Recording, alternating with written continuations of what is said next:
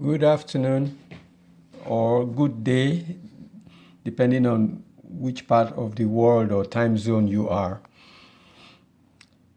Welcome to the third in the series of seminars, now webinar to celebrate Nigeria's National Day anniversary, the 61st this year. I am Fola Shoboyejo, Executive Director of the Shoboyejo Turning Point Charity Foundation. In collaboration with the Association of Nigerians in Lethbridge and the Southern Alberta Ethnic Association, you are welcome to this seminar. For some, there may not be information or awareness of the activities of the Shoboyejo Foundation. Our mission is simple: to promote and work on educational development and community development. To this end, with the grace of God and the support of people from especially Lethbridge churches and in different parts of the world, we have support. Even in Nigeria, we have completed the reconstruction of a school, the Ogun School in Ifo local government of Ogun State, Nigeria. 3 classrooms, a computer laboratory, toilet building, all with ceramic flooring and aluminum roofing. We have also done 2 seminars in the past. One on immigration and global migration from history to now and going to the future. We also held a seminar in 2019 on the topic of development and democracy, borrowed from the developed countries. Will the model work in developing countries? So this is the third one. We didn't have one last year due to COVID, and we hope you will enjoy it.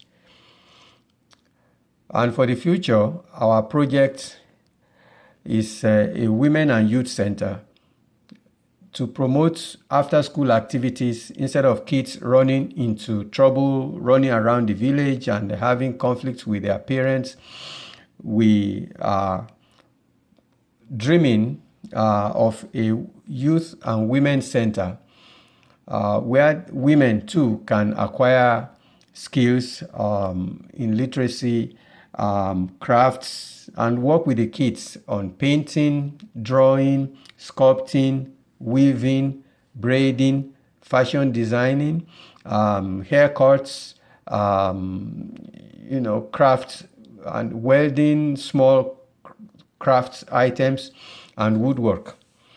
And because of the connection of Ogun town to the Adubi War in the 20s, about a century ago, whereby when the war theater was very hot and the conflict was very devastating, the people that escaped from that conflict found refuge in Ogun town. And from our knowledge, based on our knowledge and available information to us, Adubi, the freedom fighter who led the struggle, is remembered in books and stories about the war, Adubi War, but he has not been memorialized. There's no cenotaph to his memory and things like that. So we have space in the lot after developing the Women and Youth Center to have Adubi Heroes Museum built in the place. We also have plans for internet radio where children can express themselves and people can interact on the internet, radio, and learn and teach, and do have all kind of information, local and so forth, about commodities, market days, and local sports and things like that. That is our dream for the future. And even now, before we formally launch the project, we have, contributions already coming in. So this is an opportunity for partnership and for support. Thank you and welcome to the third in the series of our webinars and seminars. And the title is Fake News, Disinformation, Belief Systems, and Truth. Perspectives on navigating a polarized world for peace, development, and happiness. We will have fun today because we are very great speakers. Thank you and welcome. Thank you so much for that, Engineer Shoboyejo. I would like to go ahead now to invite Elder Calvin to give us an opening prayer. Thank you. Yemma tu kina na to siake enka ke tira poa kahpinna matomi kunz kuda kita poksukuis kahpinna o kya pas mu kina stop khatwix ko kira khatsita mo kani penna niksu kwanna nits o kini takui poa ke Chris ko ma kya kita mayukka enna pik sia kya skutuani suka piake Oh, can you say you to stop this? I can't go keep that mates. Piaki. Give me sakat scrappy when it's a yakito to stop it. Takiaki. And yaki get hooks banana in a pat of pills. Come dance to Atsima. Eh, damn pat of pills. That prayer I just said is for Creator to give you a long and healthy road. That all the good thoughts that you want to accomplish in the future happen. That your families are all safe. That you raise your children, your grandchildren, your extended families are all blessed. Now that we're going into winter, that you make fresh tracks in the snow, and that we all have an understanding how we're going to have peaceful relationships among our communities, that we all contribute with good thoughts, and that we hear thunder in the spring when the new year happens, and the summer months, that all the summer activities are going to happen, that we enjoy them, and that we overcome the COVID disease that's impacting mankind, that we have the medicines to fight the disease, that our children grow up in a very healthy community where they can have a good relationship with each other. That was my prayer, and I'm very glad that you've invited me to your session. Roy and I are ready to share things that you need to know. Humanity needs to have respect with each other, that we all know we have a place in this world. Thank you.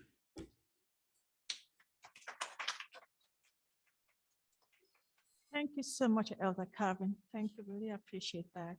So, right on the agenda, I would like to invite up here Osaro Igova. He's the president of the Nigerian Association of Canadians in Lethbridge. Please welcome Mr. Osaro.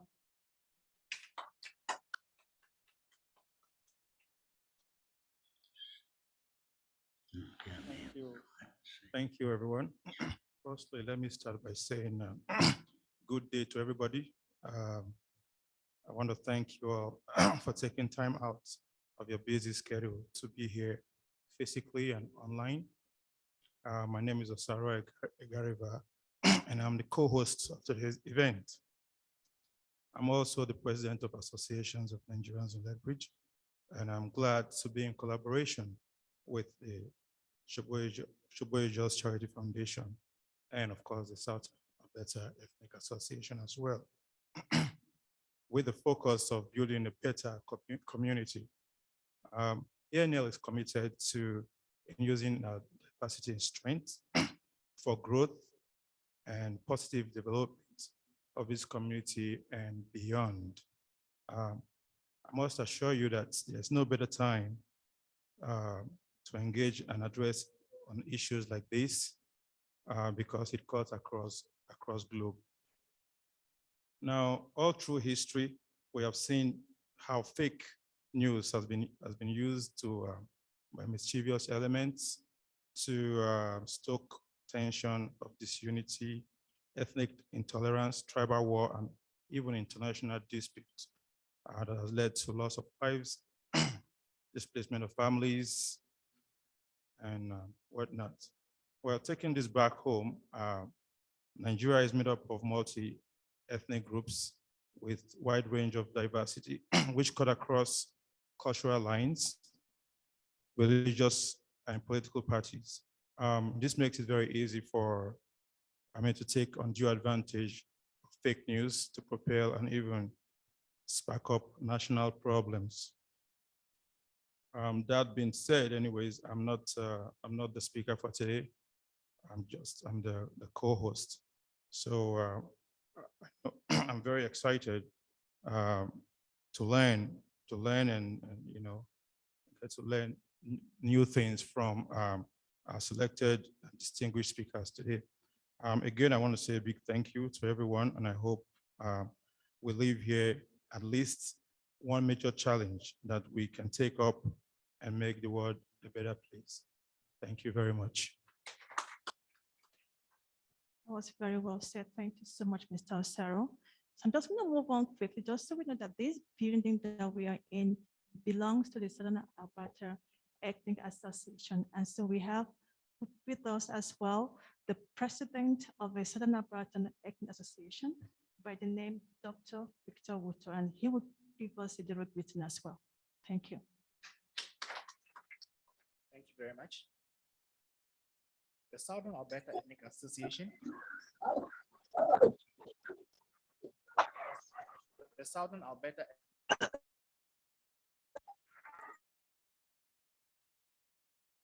of the Canadian Plains and pays respect to the Blackfoot people, past, present, and future, while recognizing and respecting their cultural heritage, beliefs, and relationships to the land.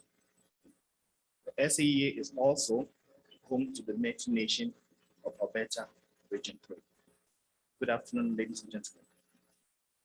I just want to thank you very much for the invitation, and I would like to take this opportunity to say a very big thank you to Brother Paula and his team for putting this event together.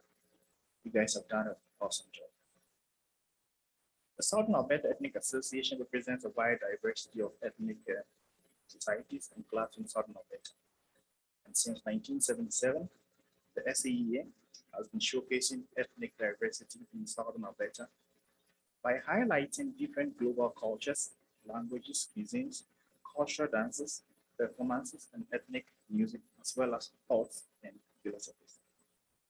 SAEA has been an iconic organization representing some of the most culturally and ethnically diverse groups in our multicultural nation. This association represents a true taste of diversity of Canada from every angle. It's a welcoming and colorful organization that caters to the needs of the diverse communities of Southern Alberta. Canada is a stronger and a better country because of diversity. The strength this beautiful country derives from diversity and multiculturalism must not be underestimated by anyone. The millions who are proud to call Canada home have a very good reason to do so. Because what binds us together as Canadians is greater than that which divides us. The theme topic for this afternoon's event is very timely. We couldn't have asked for a better topic. Fake news, disinformation, propaganda, half-truths, and absolute lies spread faster than COVID-19 pandemic. And this hasn't helped anyone. I will want us all to send thoughts of love to our brothers and sisters who have lost families and loved ones to COVID-19 in Canada and around the globe. We will come out of this pandemic stronger and better.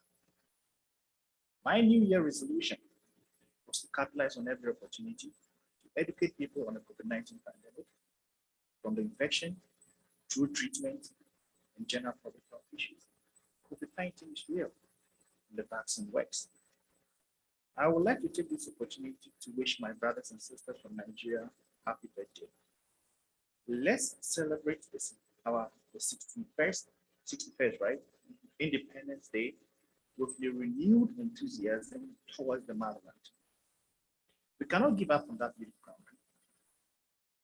I know and I've heard all the negative things that come from and about home, but Nigeria needs all of you. Thank you, Mr. Thank you so much, Dr. Waters. So we are going to just go ahead and start our presentation. So I'm going to have to repeat myself. Thank you to everyone in attendance, both online and in the building, and also to our speakers. This is a gentle reminder to our speakers to please keep within the allotted time of 20 minutes for the sake of time. We will also limit questions between presentations to just 2. So please feel free to engage respectfully online in the chat box. Time permitting, we hope to address more of your questions at the end of the presentations. Thank you. So I'm going to move on to introduce our first speaker.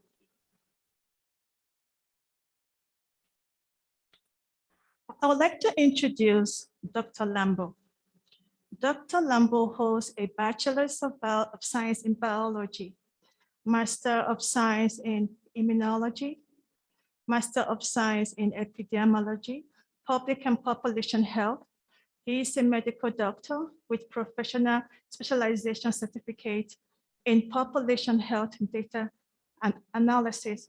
He is a diplomate of the Royal College of Physicians, London, in tropical medicine and infectious diseases, a medical officer and consultant with UNICEF, medical officer and consultant with World Health Organization, Pakistan.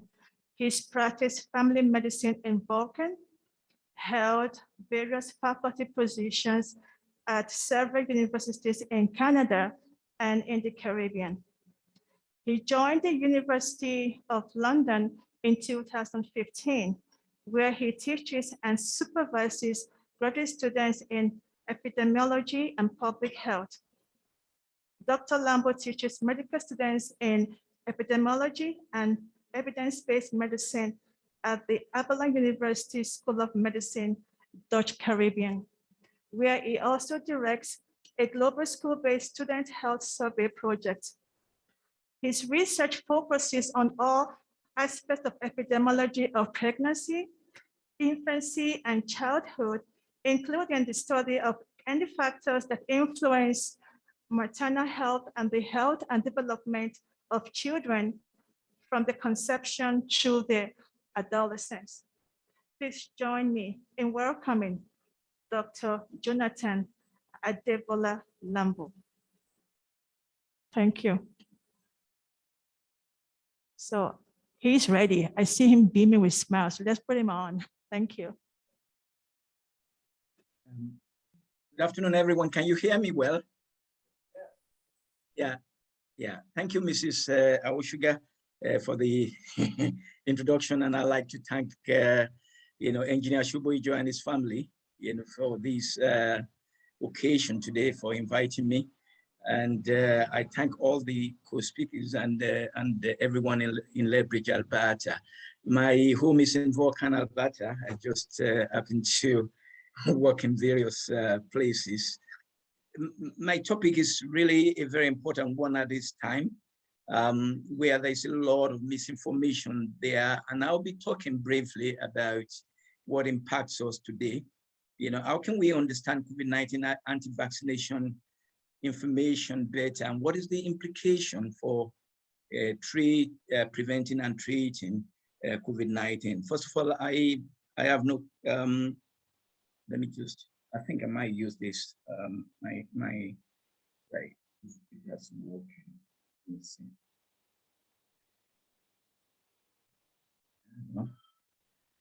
This is a bit of a challenge.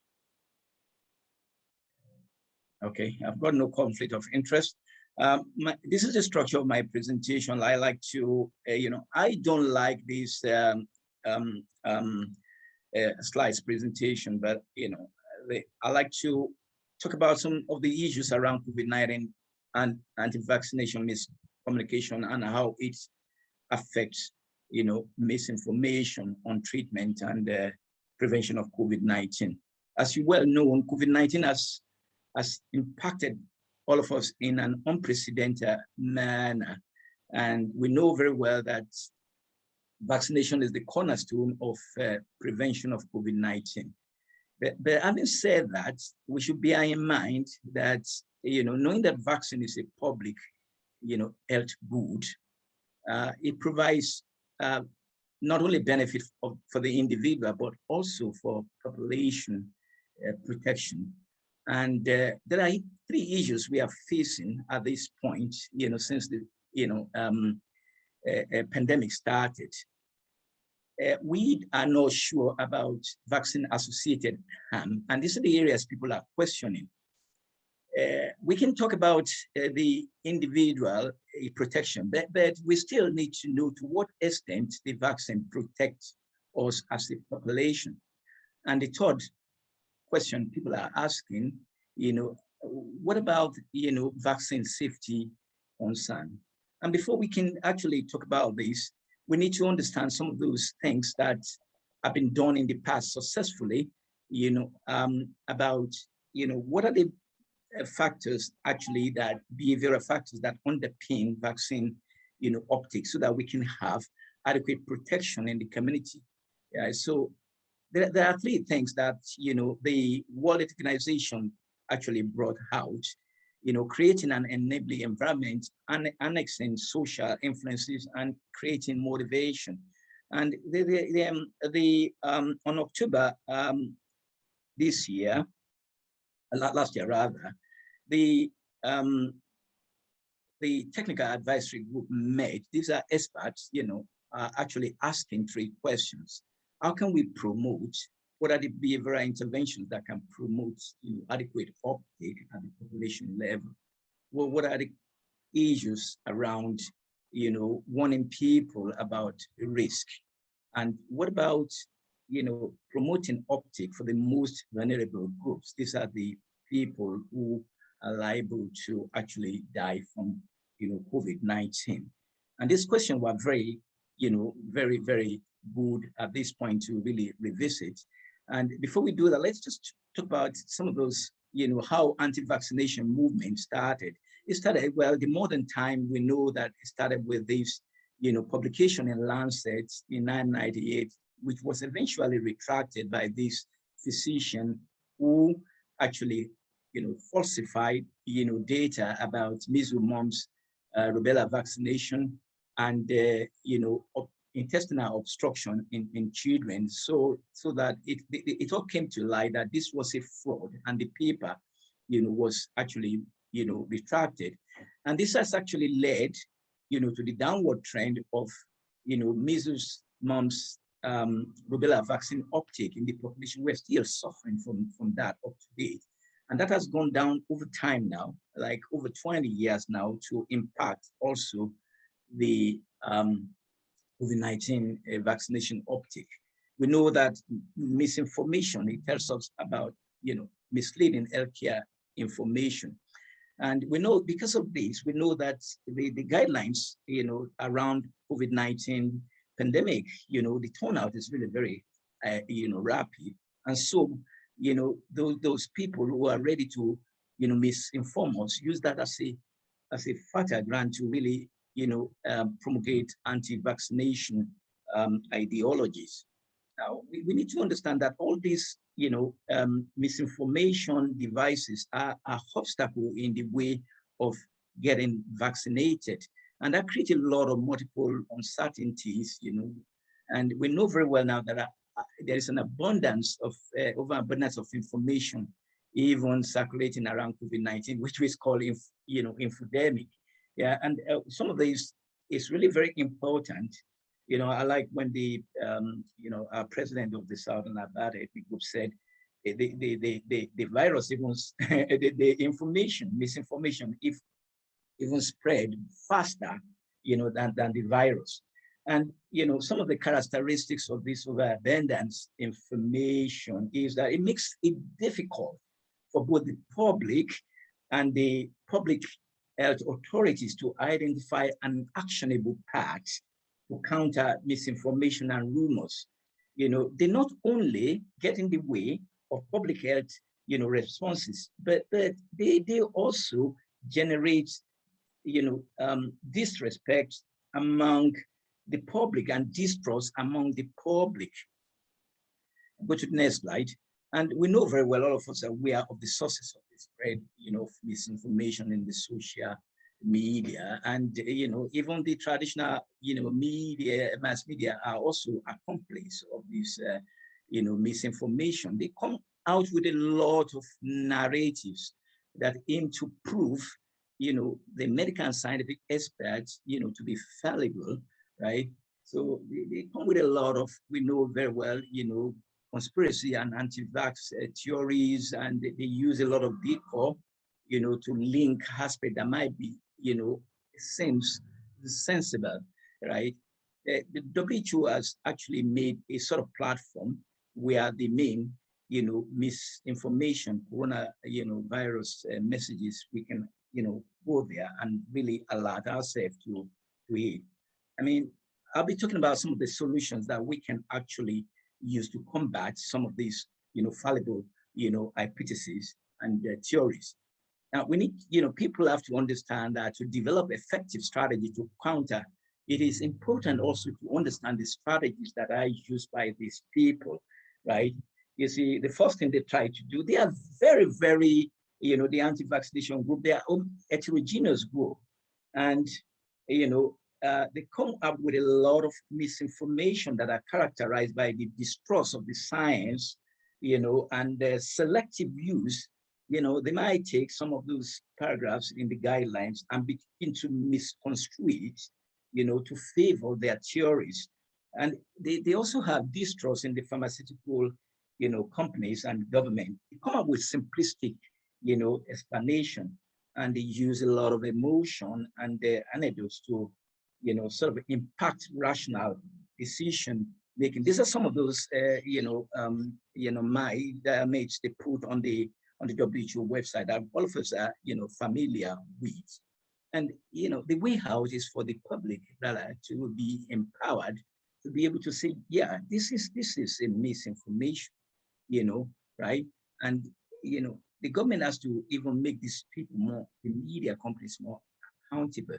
And the second option is for us to actually begin to look at the trusted, sources and fact checking for ourselves and even responding, to misinformation through dedicated dashboard. And some of these dashboards are there by the World Health Organization, by, CDC, Health Canada, UNICEF. We can go there and really know the truth, right? And another way is for us, this web of information is a very good one to understand.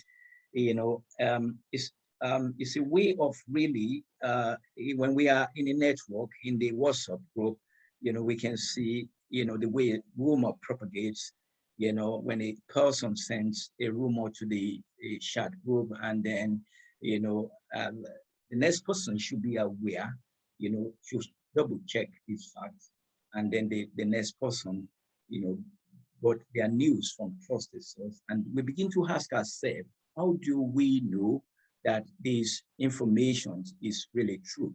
And I'm going to give you a summary of, one of those rumors that was propagated, the use of ivermectin, a medication that is actually used to treat intestinal, parasites in both the human and also the intestinal parasites of, the animals, right?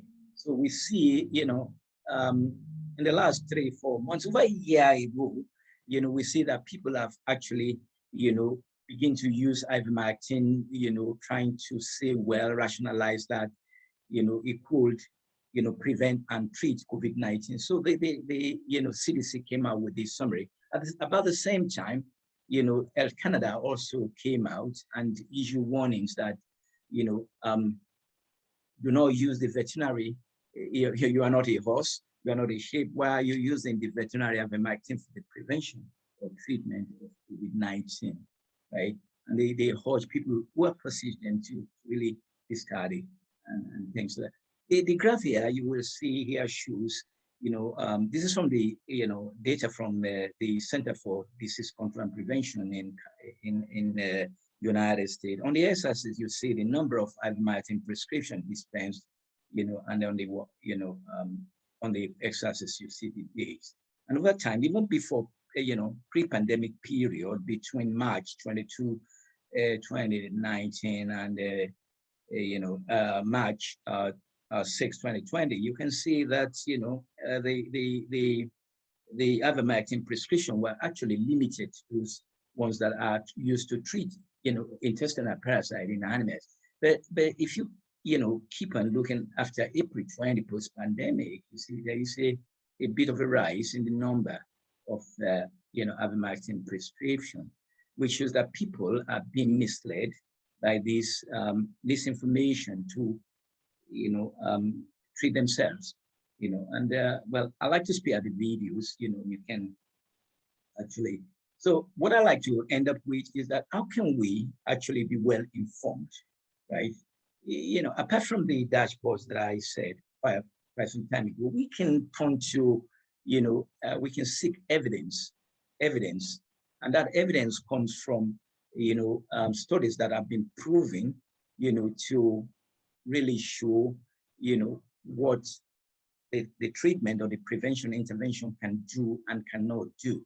And one of them is this one. We can always go to what we call Cochrane Library, where we can get trusted, evidence and informed, decision about intervention. This is one of them that was carried out very recently, what we call systematic review of, evidence based on, explicit question. And the authors here are now asking,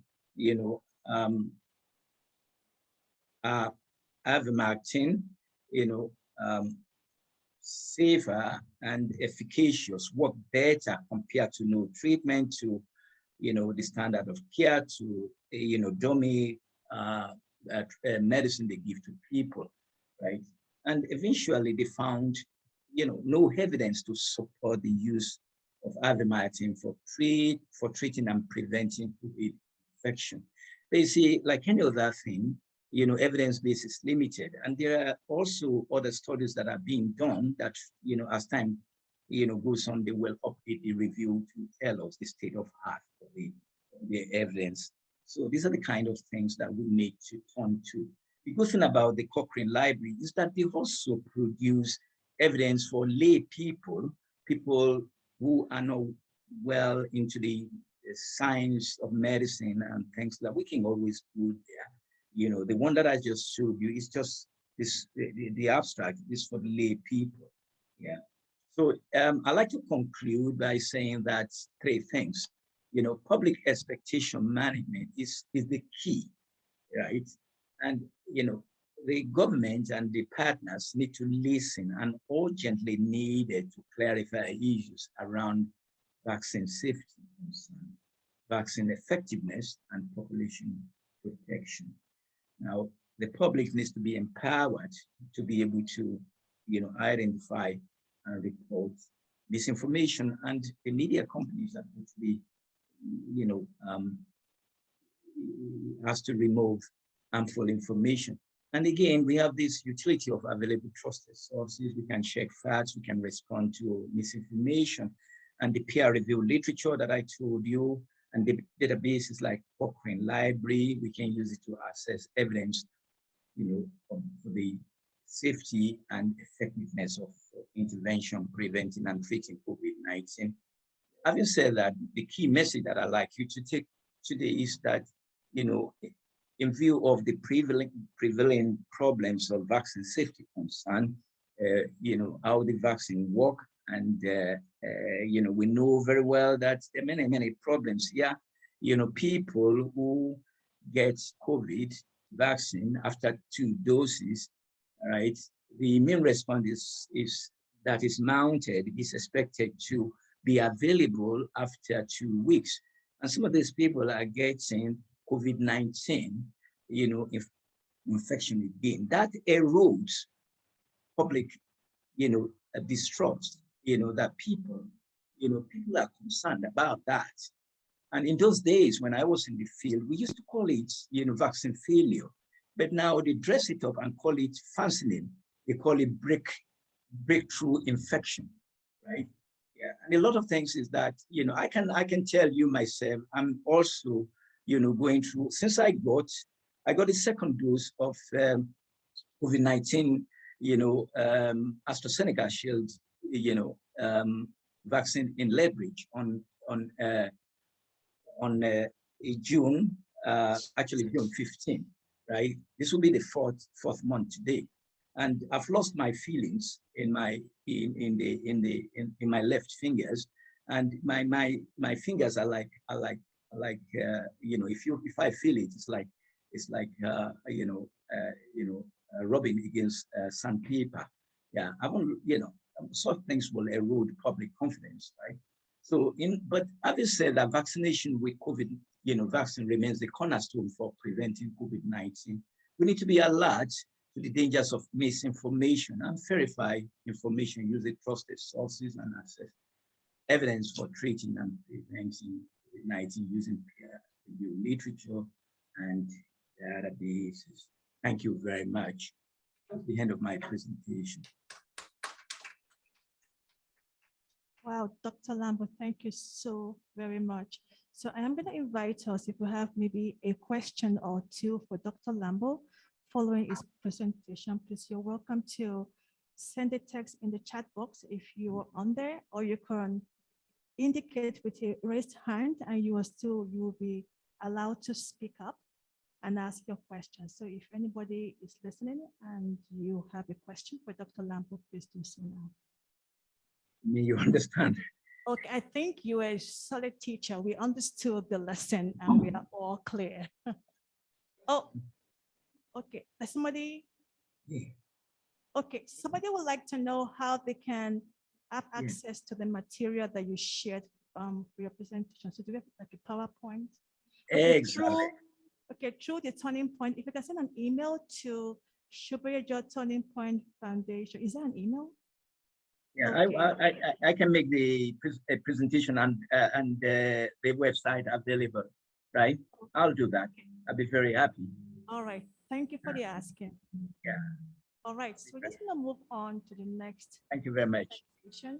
And thank you so much, Dr. Lambo, for staying within 20 minutes. And that was like brilliant. I gotta say, I was a little bit nervous, like a lot of medical terminology there. I'm like, okay, but we'll get through this today. But we did. He did a fantastic job. So I'm going to invite Engineer Shopi just to come and help me with this next bio of our next speaker. And that will be Engineer Titi Omoetu. Thank you. Glad to welcome Engineer Titi Omoetu to this seminar, webinar, and I'm proud to be the one to present his bio. Engineer Titi Omoetu has an understatement to say he has come a long way in community service and professional hearing association, promotion, and contribution. Engineer Titi Omoetu has a bachelor's degree in Electronic Communication Engineering from the University of Lagos, a fellow of the Nigerian Society of Engineers. He's a fellow of the Telecommunication Executive Management Institute of Canada. He's a member of the Association of Consulting Engineers of Nigeria and a member of the Nigerian Institute of Management. He has played a lot of roles in the industry in Nigeria. He was team leader of the counterpart staff to the World Bank funded Lagos Network Diagnostics in 1988. He retired from public service into private practice in 1990. He was managing partner, Telecom Answers Associates, 1991 to 2000. Currently, Chief Executive Officer of the Executive Cyber School, Lagos. Member of the Council of the Nigerian Society of Engineers, past Director, Ogun State Broadcasting Corporation, Board of Directors. Published among his publications, Options for Affordable Internet Services in Developing Economies. Current Vice Council of Registered Engineers in Nigeria and the World Federation of Engineering Organization. He made a presentation for. A paper he wrote also is Interconnection and Pricing, ensuring that internet service providers do not lose out. He's not just an advocate for the users or consumers. He's a balanced person, so he also recognizes the challenges, especially in a developing country like Nigeria, the internet service providers have. He wrote a conference paper for the African Telecommunications Summit in Accra, Ghana, in March 2001. For many years, served as a consultant to the Nigerian Communications Commission, the communication regulator in Nigeria. So when we are talking about regulating, internet, social media, and so forth, he has an eye in that area too, and he has some experience to share with us. Titi is an active blogger on social and development subjects. He is a director of the advisory board of the Shoboijo Turning Point Charity Foundation. Welcome, Engineer Titi Omoetu. Thank you. Yeah. Thank you very much. Let me prepare my slide. First of all, I want to thank Engineer Shoboijo for inviting me to do this short speech. Engineer Shoboijo was chairman of my branch of the Lagos branch. We call that branch. In the house, I also see another former chairman of that branch, Engineer Michael Lawal. I welcome you, sir, my former chairman. Also, thank you very much. Thank you, sir. Also in the house, I see a distinguished fellow of the Nigerian Academy of Engineering, Engineer Professor Bello Adisa. You are also welcome, sir. Thank you very much, sir. Yes, sir. My subject, I want to welcome every participant. My subject is to talk about technology and regulatory perspectives on fake news, misinformation, belief system, and truth.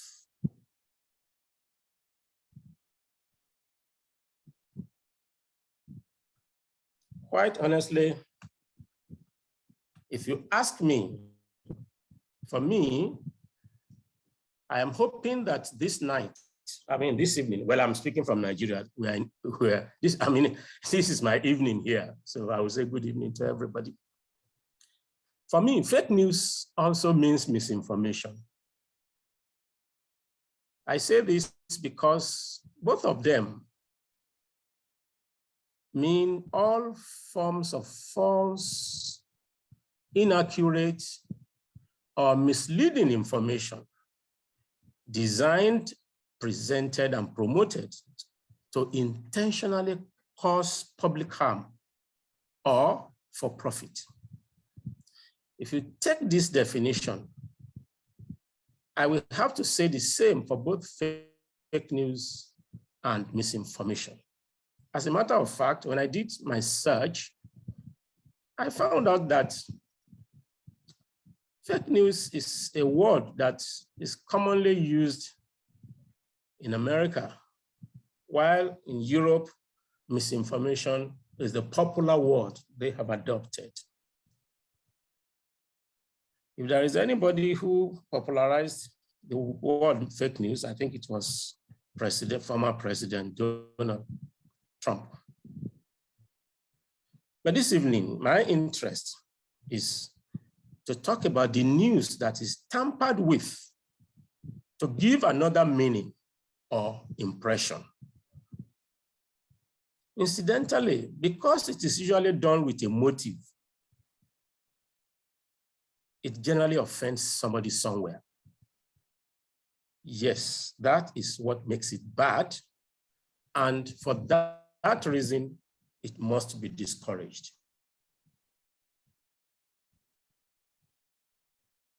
My take is that social media companies already have very good ways.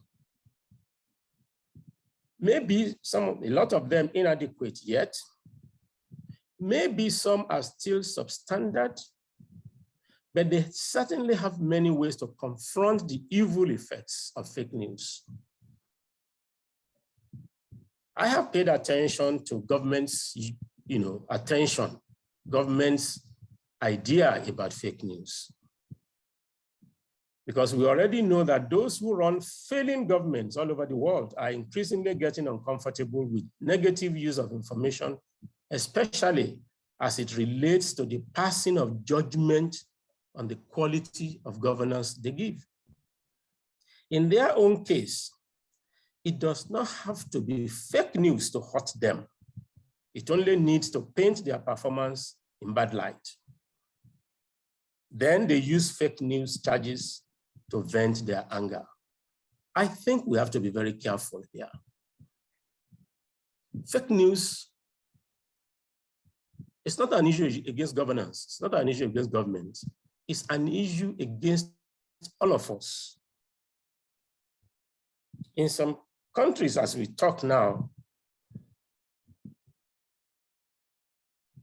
the same social media which some governments used in getting votes when they were running the election is now being considered as either as enemy of those in power or enemy of those at the head of government or enemy of party that is in power.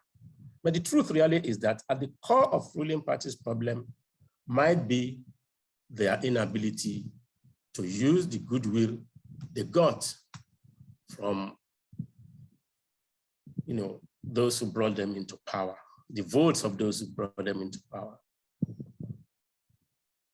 I want to talk about technology and regulation together.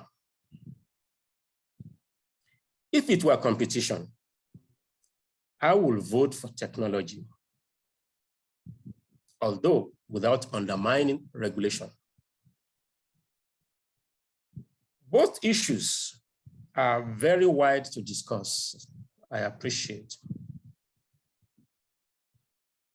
Technology helps us to do things faster, to do things bigger, to do things neater, and indeed to do things cheaper. So we are about to discuss a subject that is rooted in emerging technologies, especially of artificial intelligence and machine language. Unfortunately, I do not have even very low level information, let alone substantial knowledge about those stuffs. However, if you ask me, I may tell you that it may not be that fake news are emerging more viciously than they had always been. The issue may be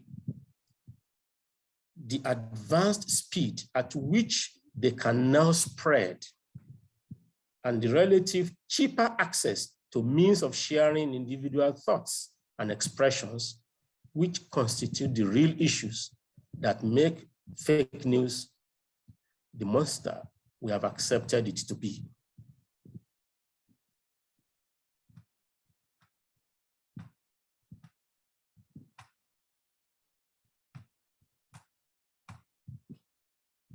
There is a choice we must make. I want to discuss both technology and regulation pari passu. This is because while I see a lot to discuss in using technology to confront the widespread of fake news, very little or relatively is available to advance on regulation. Unfortunately, instead of opting for technology, government officials in many countries usually opt to think that legislation is their choice, and they continue to miss the point.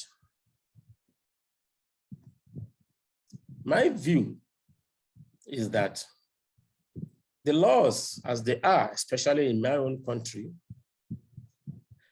although I'm not a lawyer, but I will be surprised if those who know law tell us that there are no enough in current legislation to deal with the purveyors of misinformation or fake news once they have been identified. My advice to those in authority is that they should rely more on technology to help out rather than bothering their head in pushing legislation to find solutions. I say this because technology moves and works faster than legislation in its process to apply solutions, especially in this subject that we are discussing. I am saying that for technology to help us detect fake news is a subject for artificial intelligence. And I think that is the principle on which the idea of using technology is going to be fundamentally based. I was saying that as early as 20 years ago, I wrote a paper where I said my pen is the Blackburn model in a paper. And my paper was flagged and it was returned to me.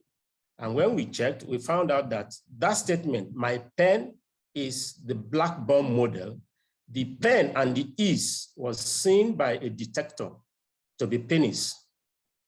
And it was one of the words that they found offending. And I mean, that is the beginning of how we can track offending information. And I am told that as we speak, there are many issues that artificial intelligence can, support to help us identify what is fake in information. The issues that we will want to identify, for which I expect to find solutions, are as follows. First of all, we have to get all of us to wage a war against fake news by making sure that we stop sharing once it is identified. Therefore, the idea, first of all, is for us to use technology to identify which information is fake. Once we identify which information is fake, we then have to realize that we human beings who are behind reading and generating and sharing this information we should, having been advised by technology that an information is fake, we should stop sharing.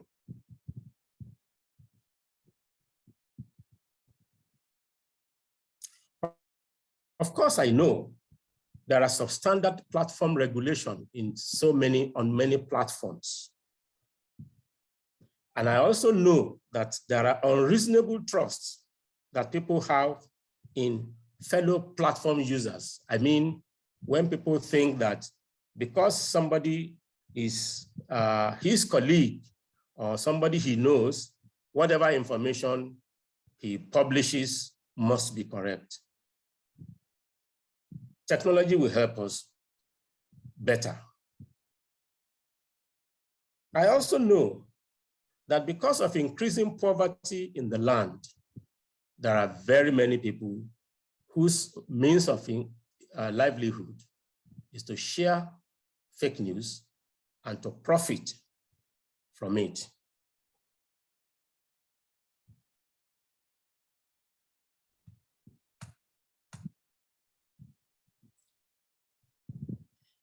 My suggestion is that technology must be relied on more than legislation, and it must be used to support the awareness of readers that what they read could be misleading, if not outrightly falsehood or outright falsehood.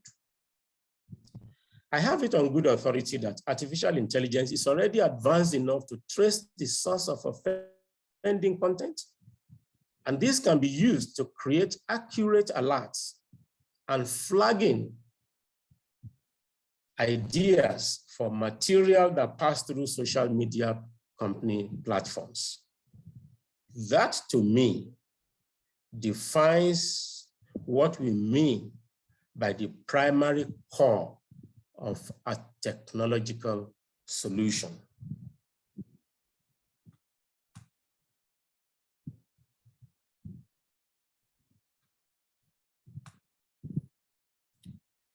I want to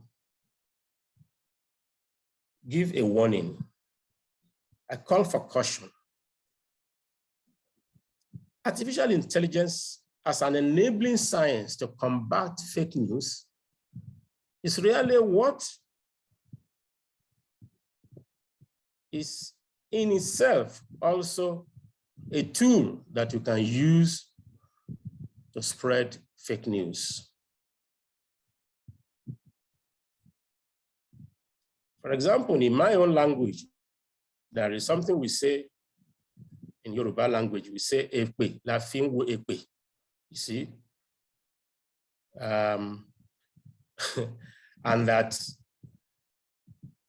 you know, if technology is what we can use to find fake news, it is also technology itself that is helping fake news to thrive.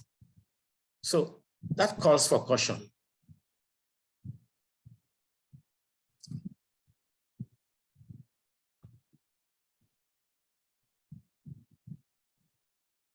My understanding is that as we speak, natural language processing is one of the current technologies that are being used to identify fake news after it has been created by looking at the nature and tone of the content.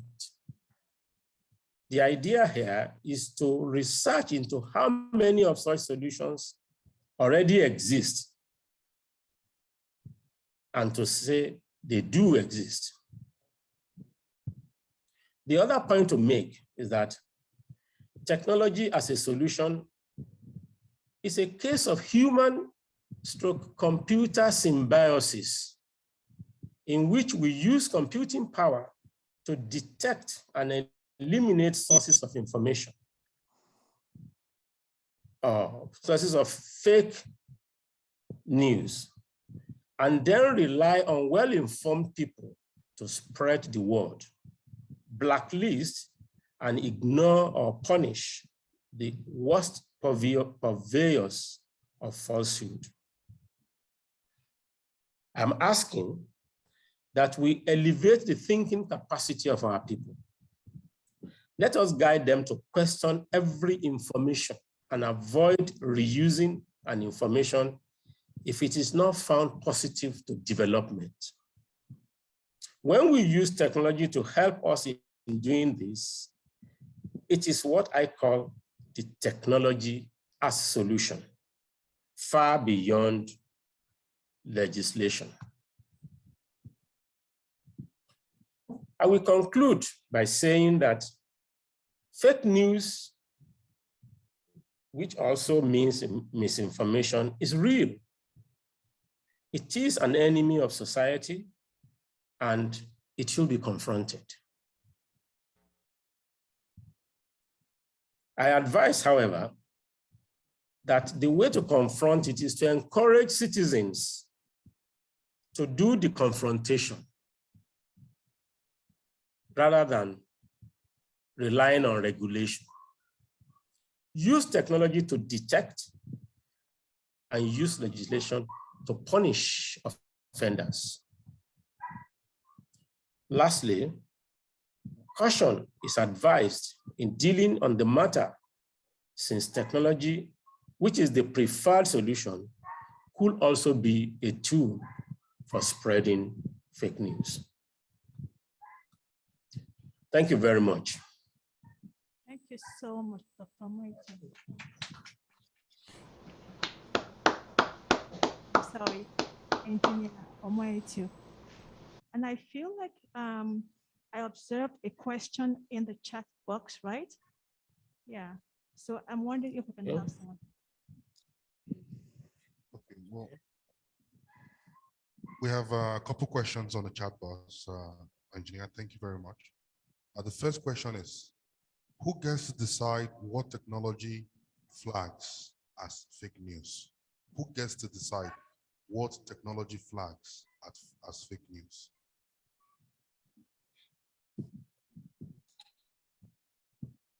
Over to you, sir.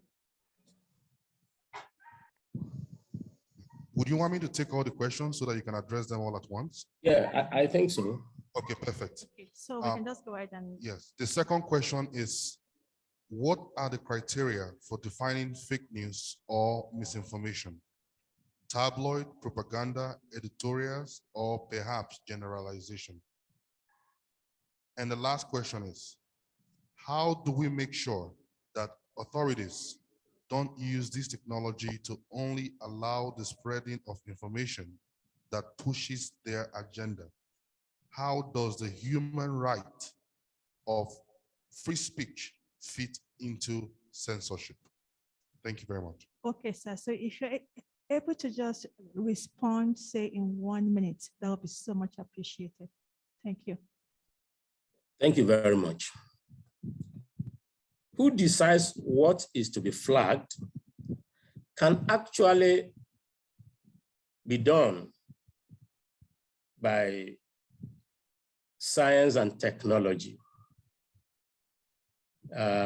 What I mean is that in artificial intelligence science, in science of artificial intelligence, there are various, words and tones that I believe that those who are experts in that field are putting together as we speak now. And from a combination of those words, they can decide what is to be flagged. The authorities, for me, I started by saying that many of them, you don't have to do a fake news for them to be hot. And we have to all come together. If we all fight fake news in the manner that I have described earlier, I think we will have almost stopped government from using the issue of fake news to almost bar us from expressing public opinion. Thank you very much. Thank you so much, sir. So I'm going to go on to our next speaker. Our next speaker is Oladipo Olasoju. Oladipo Olasoju was born and bred in Nigeria. He is a proud product of the Baptist Boys High School, Abeokuta, Ogun State, Nigeria. It is noteworthy to mention that the Baptist Boys High School happened to be the incubator of a number of prominent Nigerian leaders, namely the past President Olusegun Obasanjo and the late Basharu MKO Abiola. Oladipo attended Olabisi Onabanjo University in Ogun State, where he studied law. He was called into the Nigerian bar in 1990 and practiced law in Lagos until 2000, when he moved to England. He enrolled as a solicitor of England and Wales in 2004. He currently practices as a criminal defense solicitor, and he is a director at his own law firm.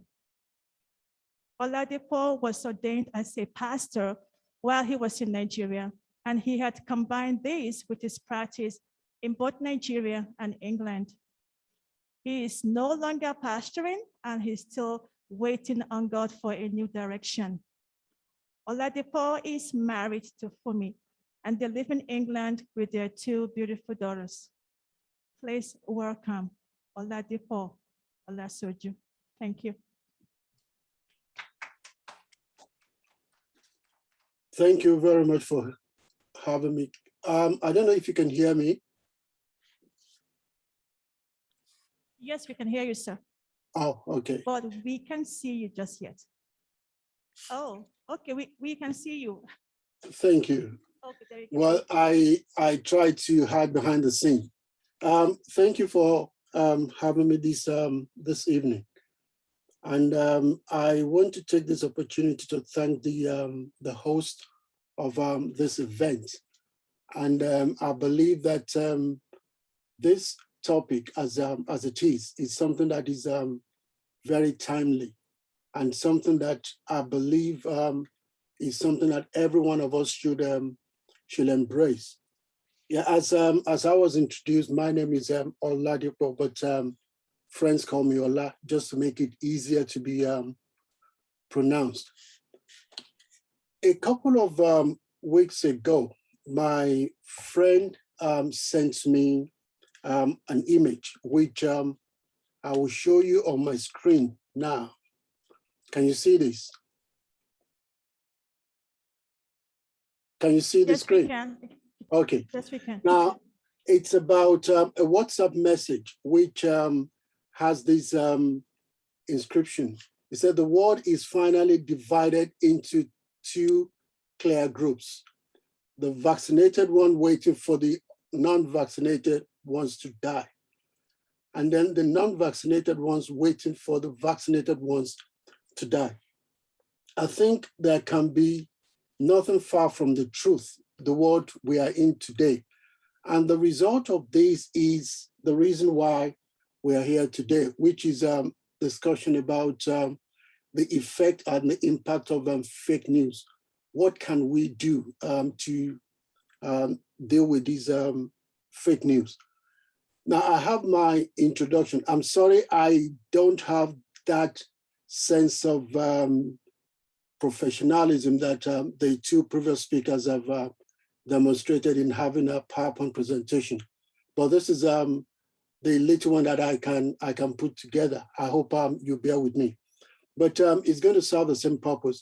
I have here introduction. Now, before these millennium, or I would say in the first millennium, our different societies were governed by a strict set of rules. People that are older than me will agree with this. We are so much bound by our culture, our religion, social suasions or moral suasions as it is. And these are the things that bring law and order into the community. Anyone that digresses outside these set rules become an outcast. And that includes people who spread bad news or people who spread news that are untrue. There are punishment, instant punishment for them. So in that sense of community or society, we see that people are very, very conscious of whatever they do or whatever they say. So in that wise, we see a lot of social cohesion in the society. So we find a situation where people find comfort in their religion, comfort in their community, find comfort in their society. And the level of comfort they have provides them what I call level of security. But coming down to the second millennium, we find a situation where people are moving out from one continent to another. We have what we call globalization of companies, globalization of the entire society. Now, we find a situation where somebody who lives in Asia will move down to Africa and will bring with them their culture to Africa. And some people will embrace that culture. And in the course of embracing that culture, they forget about their culture. And we now have what we call a more or less a cosmopolitan society in these Western nations, even in Africa as well.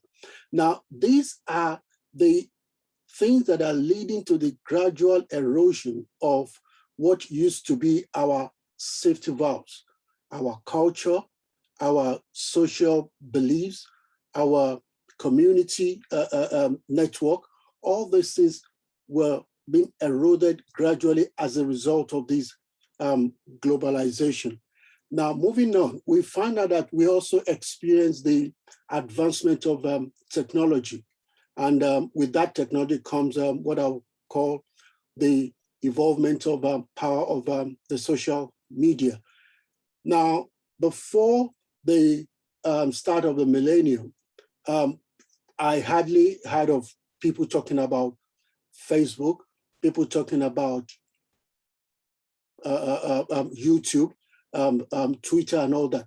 They were relatively small people that are using such a medium. I can relate with what is it called, LinkedIn at that level, because this was more or less connected with businesses.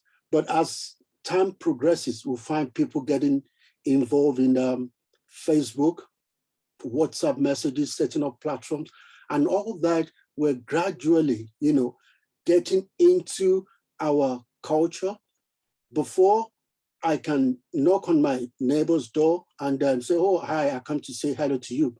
But now that is no longer possible because we now have a kind of insecurity coming in through this globalization, which I will talk on later. Now, we're looking at this topic of discussion today, and it is profound on our lives. We're talking about misinformation. We're talking about fake news. How are we affected by these misinformation or this issue of fake news, which of course in America is called fake news. In Europe, we call it misinformation or disinformation. Now, we have these topics because they are important to us in a way that our peace, our mental health, our freedom, what we know as the core human values, all these are now being eroded by the effect of these misinformation. And unless we are involved in ensuring that these things are tackled, we'll find out that by and large, we will lose what I will come down later to show us that are the core values of our being as humans. I'll take us to the background. I said in the first millennium, we saw the emergence of powerful kingdoms and nations that dominated the world through the use of force. Now, through the power of their military might, their kingdoms or country prospered economically.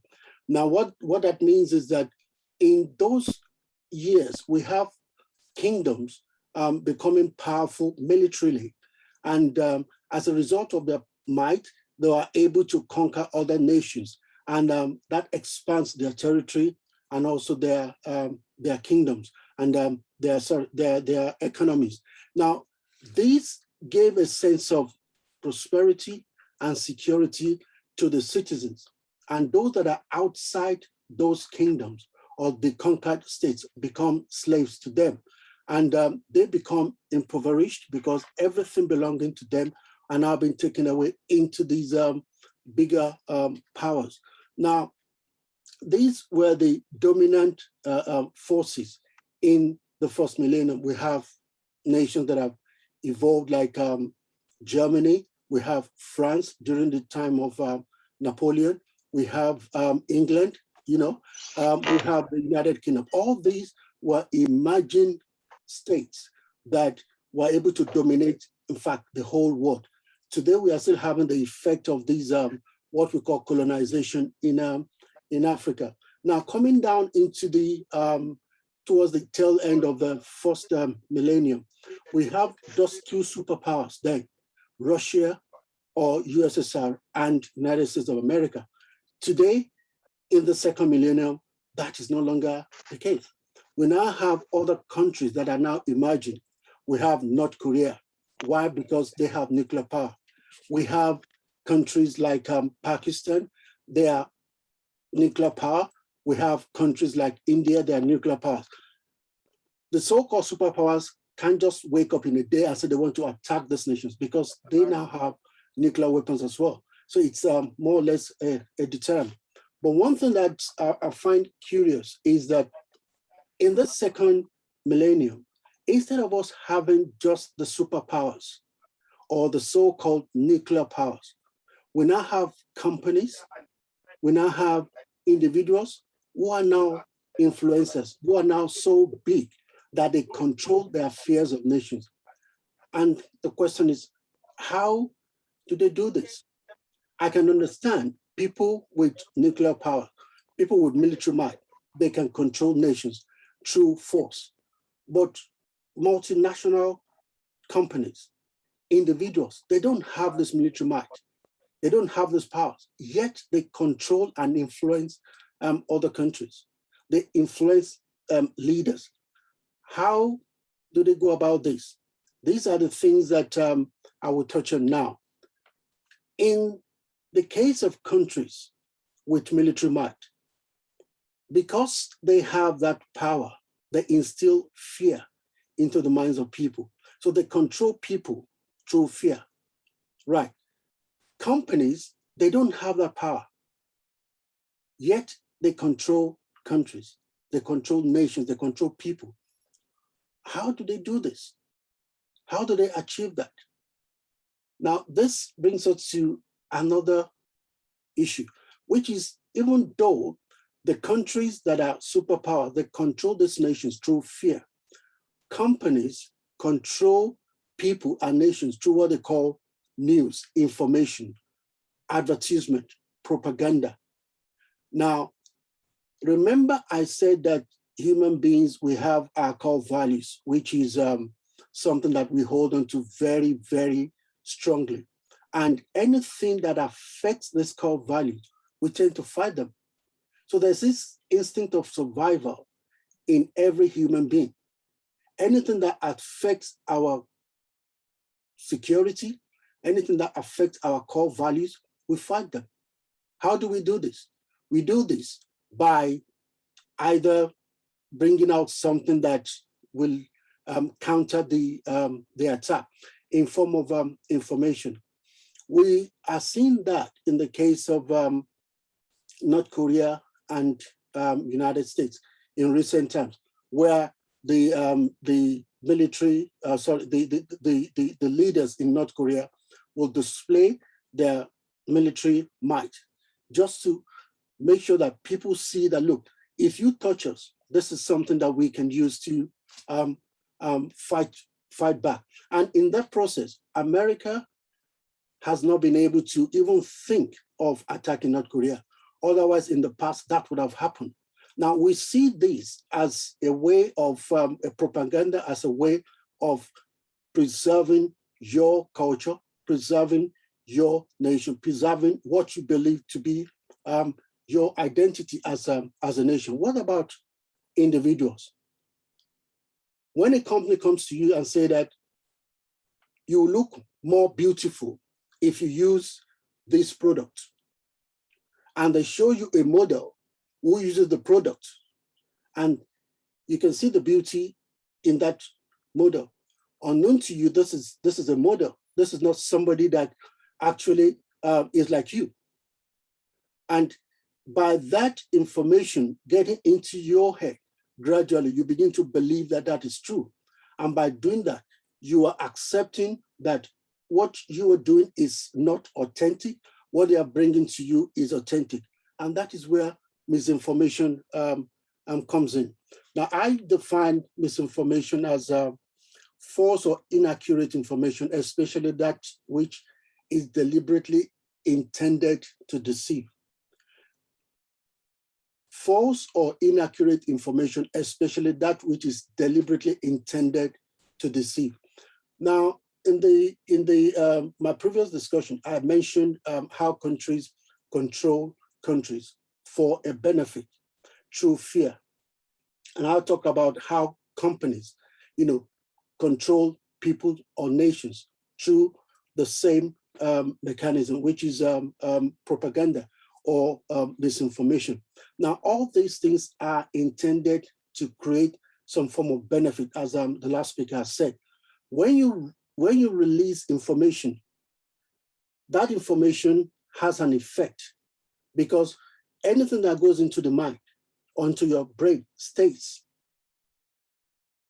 And it has the effect of either changing you or making you to resist.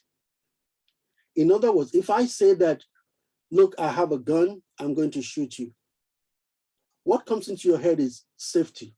What do I do to preserve my safety? You then find out that I don't have a gun. What do? You won't think of fighting me, you will think of running.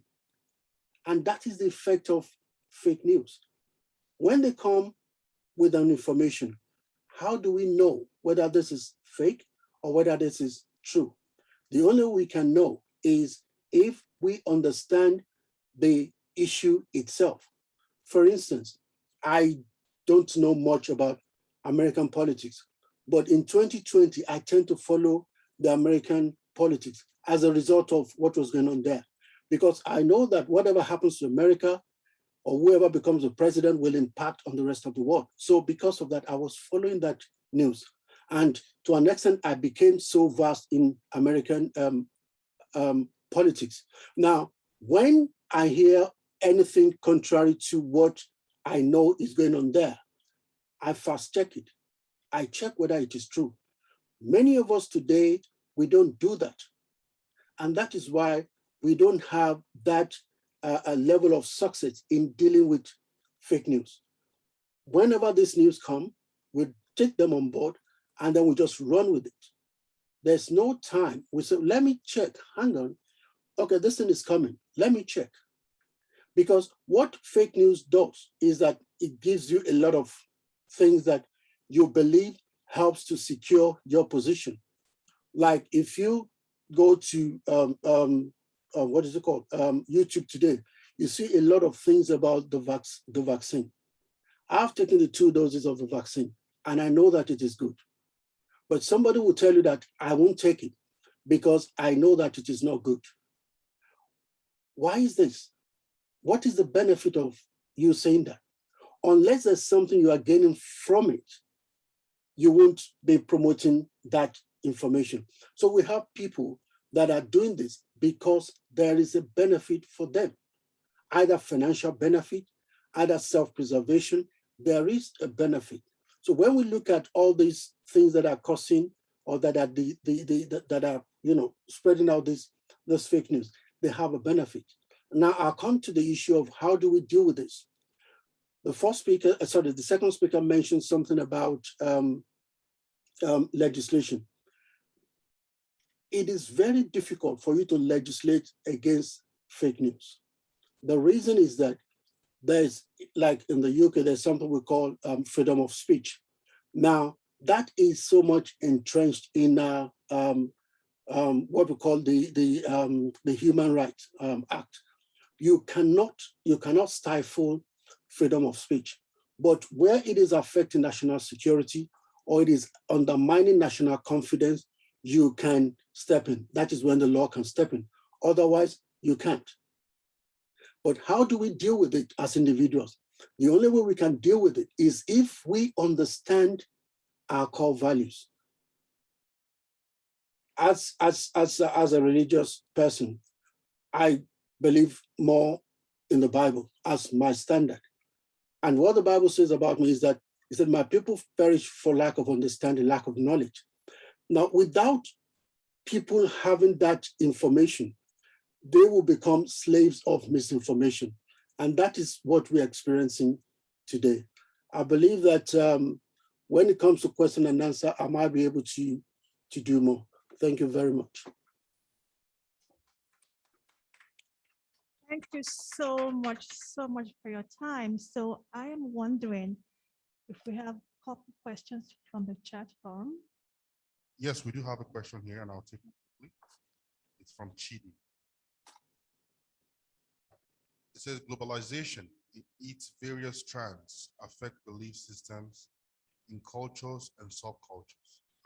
In the increasing emergence of information and communication technologies, how do different communities regulate or resist the forces that spawns off amidst these changes in the form of Okay, if I understand that question very well, if you look at the bottom of this screen, which is my slide, you see remedies. I have accountability. Now, if you look at some of these or most of these people that are bringing out this false news or that are the media for propagating these false news, they have no accountability. I think in recent times, the Congress was trying to bring Facebook to account in the event of all these things that are going on Facebook. Accountability. When we have accountability, which we used to have in our community before this globalization, if you do wrong, or like we say in a criminal parlance, if you do the crime, you do the time. Now, nobody is held accountable. People are in American Congress today spreading lies. Nobody is holding them accountable. In the world today, unfortunately, we lost one of our MPs yesterday through stabbing. He was trying to hold a surgery. Somebody walked to him, pretending as if he was part of the surgery, and just stabbed him. Now, the minimum he will get is a life sentence. Now, a life is lost. A family has lost life. They've lost human beings. They have lost their father, they have lost uncle and all that. He can be brought back to life. And is an MP for over 30 years, over that constituency. Now, that has ended because of what? False information. Nobody's held accountable. Somebody misled the young man that committed the crime, but that person is not being held accountable. So you will see this happening over and over. That's what I can say. We can't legislate against fake news, strongly, and fact checking is also a means of doing that. But many of us are lazy, to do our research. When we get some news, we just run with it. I hope that answers your question. Yeah, thank you so much, sir. We appreciate your time and your expertise. So we are going to move on now. So my next speaker is James Moore. At the age of 17, James Moore left his hometown in the Boreal Forest and completed an undergraduate degree in psychology and philosophy. Recognizing a deficiency in the Occidental worldview, he embarked on a larger exploration of cultures, music, and languages, traveling extensively in Europe, Central Asia, and Turtle Island. He has been a contributing writer to the Manitoba Kiwatoni Okimakinak. After moving to Lethbridge with his spouse Arlene and their two sons, James completed a Master of Education degree and became an instructor in the School of Justice Studies at the Lethbridge College, and he is a registered Canadian immigration consultant. Please join me in welcoming James Moore. Thank you. Lahia, Baloni, Kadu, Barisako, Sanatapi. The last one was Nitsitapi. We are in Nitsitapi territory. I want to say a couple things that connect Indigenous peoples in Canada to Africa. Maybe you know them, maybe you don't.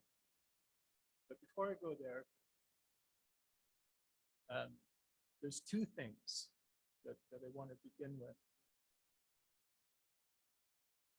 Is it good? Okay. Esther, could you give me a 5 and then a 1? The first one is David Graeber. He's a person I read a lot.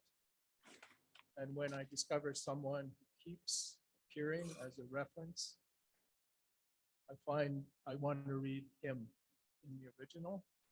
And I just have a rather profound, I think, and brilliant small quotation from David Graeber, who unfortunately died about 1 year ago at the very young age of 59. And it's the ultimate hidden truth of the world is that it is something that we make and could just as easily make different. If you think about ourselves, our species, that we've been arrogant enough to name Homo sapiens, which means the wise ones, and where we are today and what we're doing now.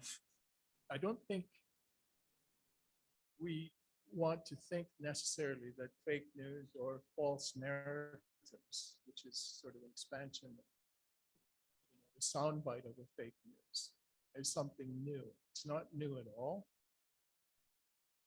It's been going on, and since I've only got 20 minutes, I'm just going to speak about the last 500 years of it.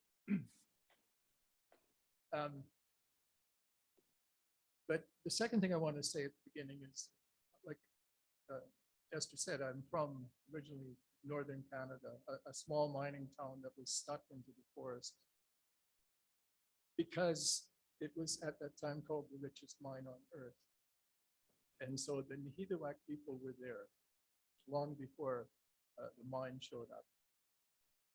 And when you're growing up, like, there's a commonality everyone in this room and everyone listening online has. That is, I know for certain that we were all babies once. And that means that each of us, as members of this Homo sapiens, came into this world with nothing to survive on except love and trust. We had no other resource. And because that's so, I think, you know, it's gives us hope and a really positive opportunity to look at positive possibilities, because if we come with only that to survive, and we think about what we could just as easily make differently. Yeah? Okay, sorry. I was not speaking into it. So given that, and so I'm learning, I'm growing, I'm thinking, I'm 11 years old. And we noticed, myself and my childhood friends, that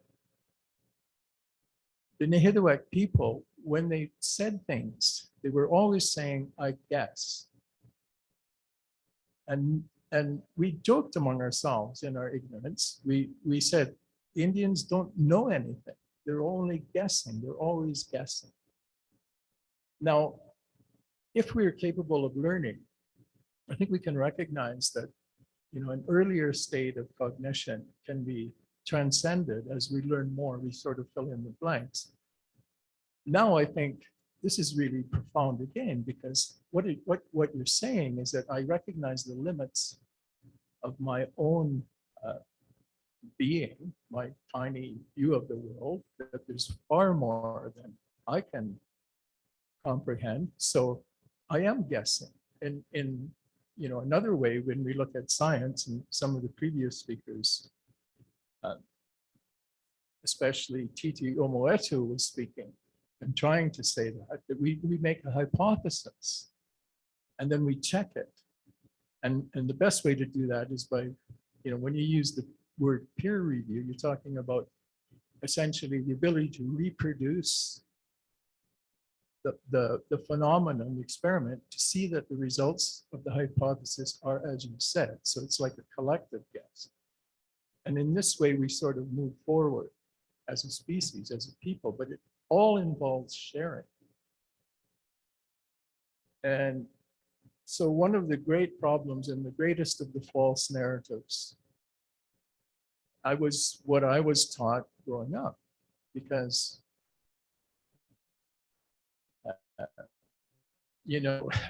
I can remember in grade 1, I went to school and they unrolled a world map.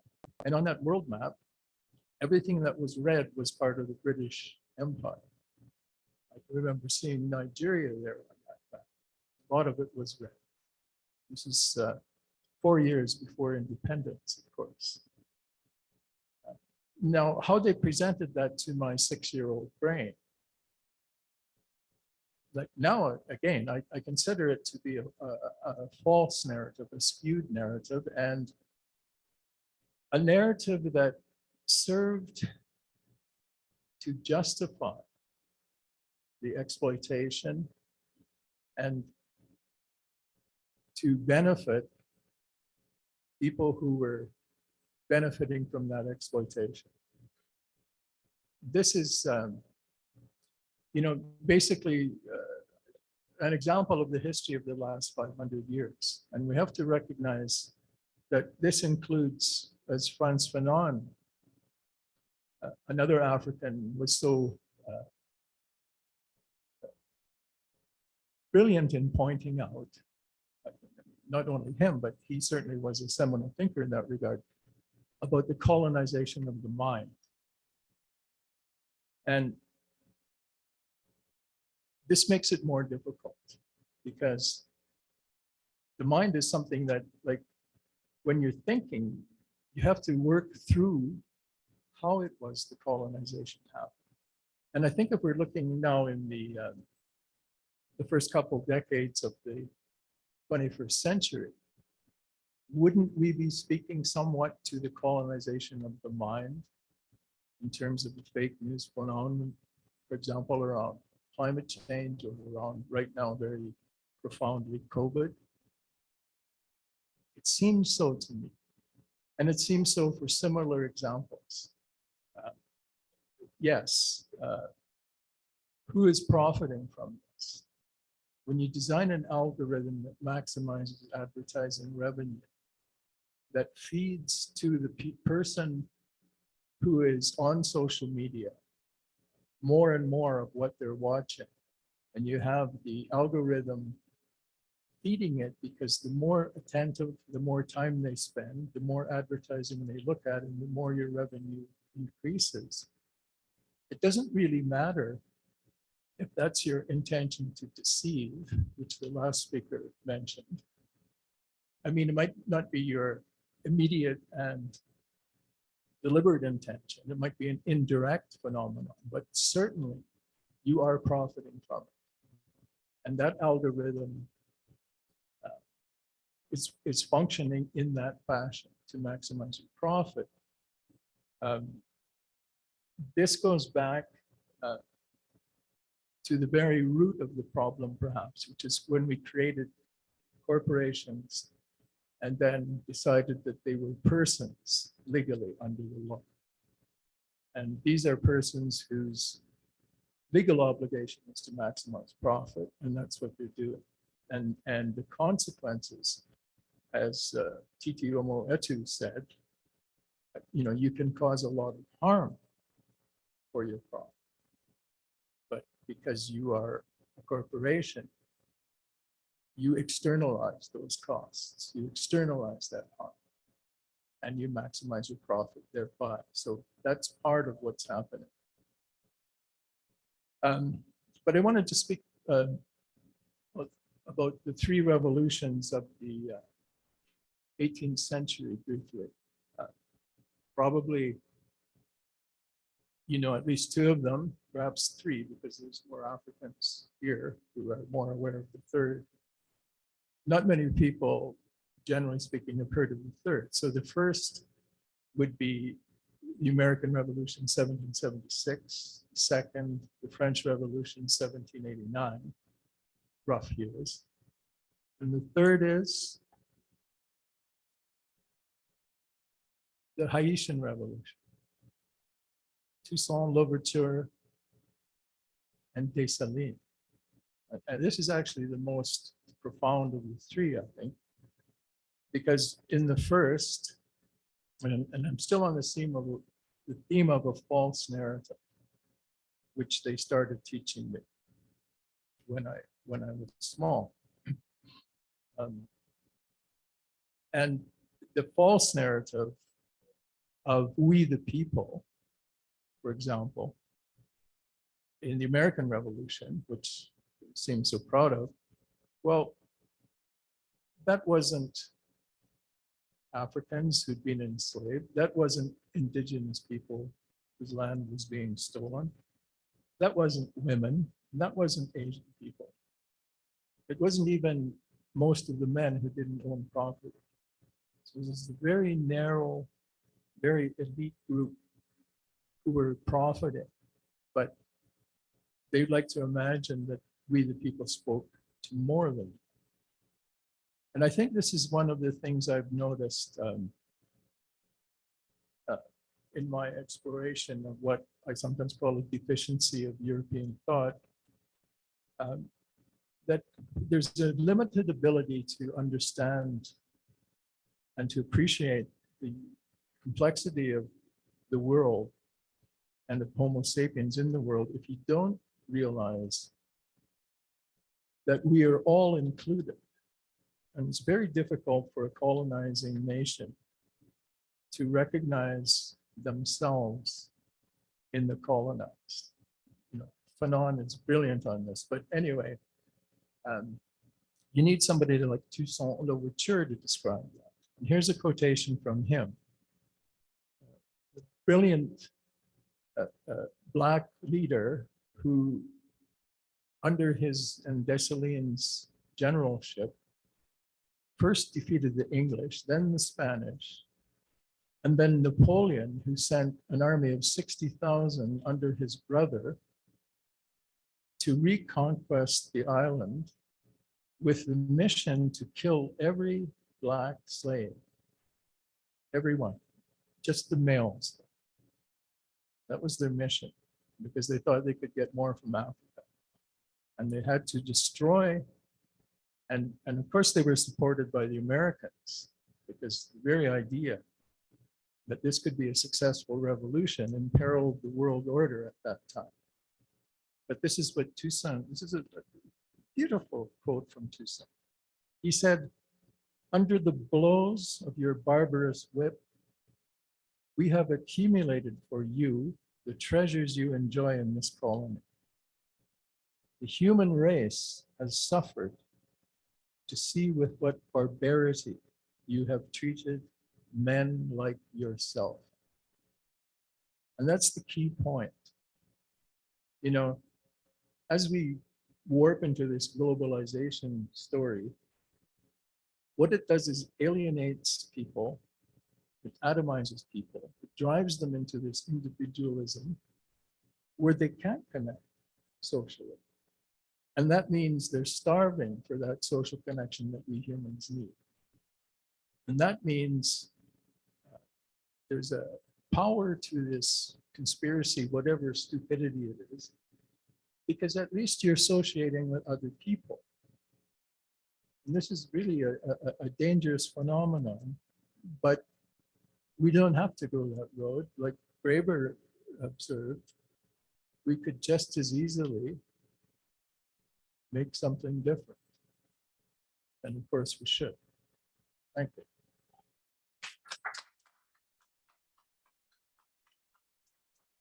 Well, thank you so much.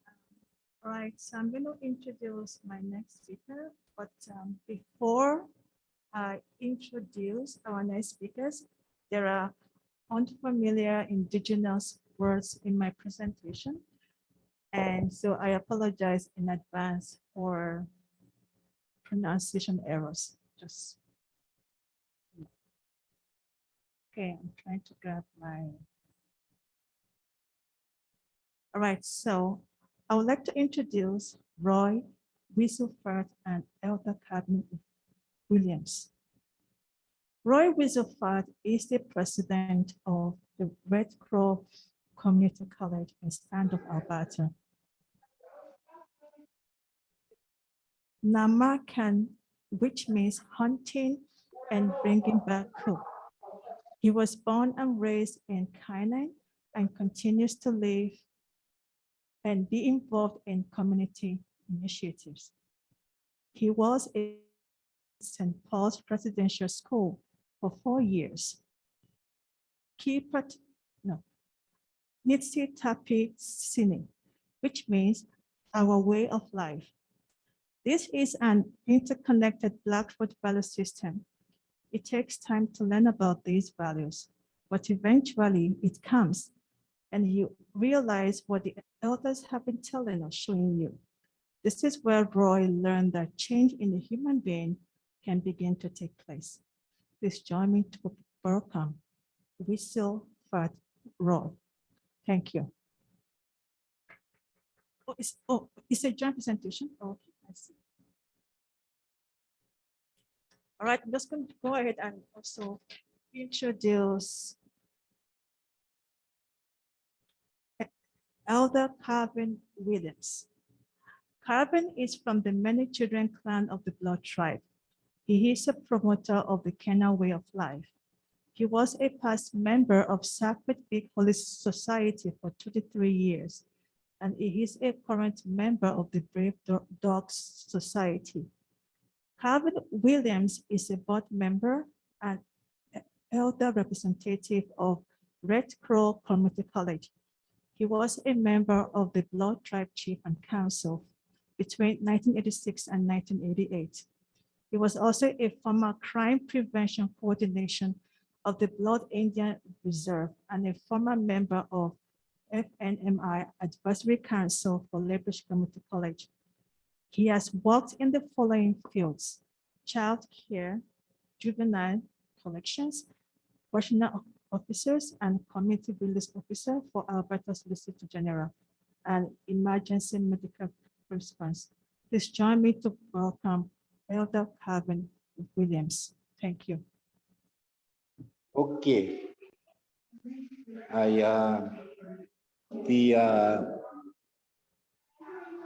The transfer of knowledge. That transfer of knowledge has been handed down from generation to generation. And in our ceremonies, the instructions on how to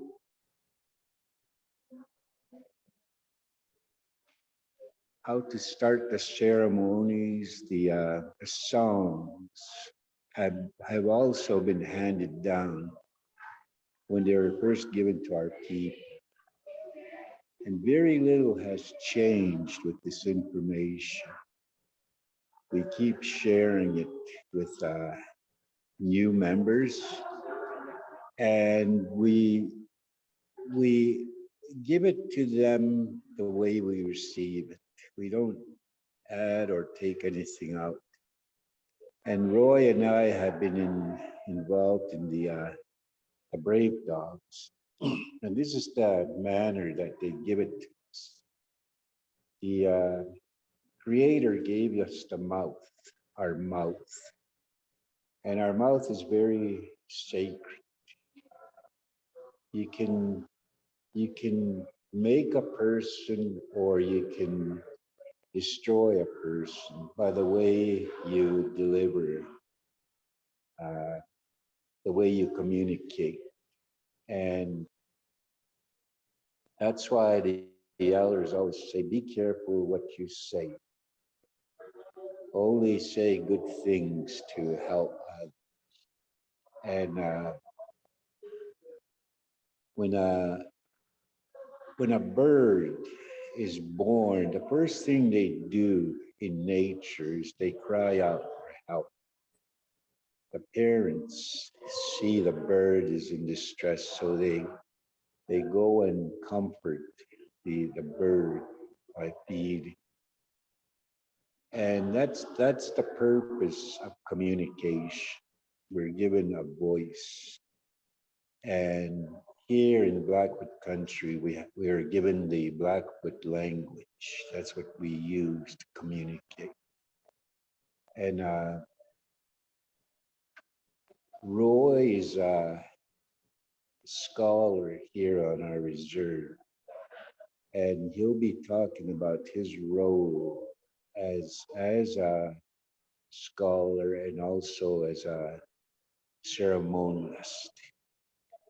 And we'll provide some more information.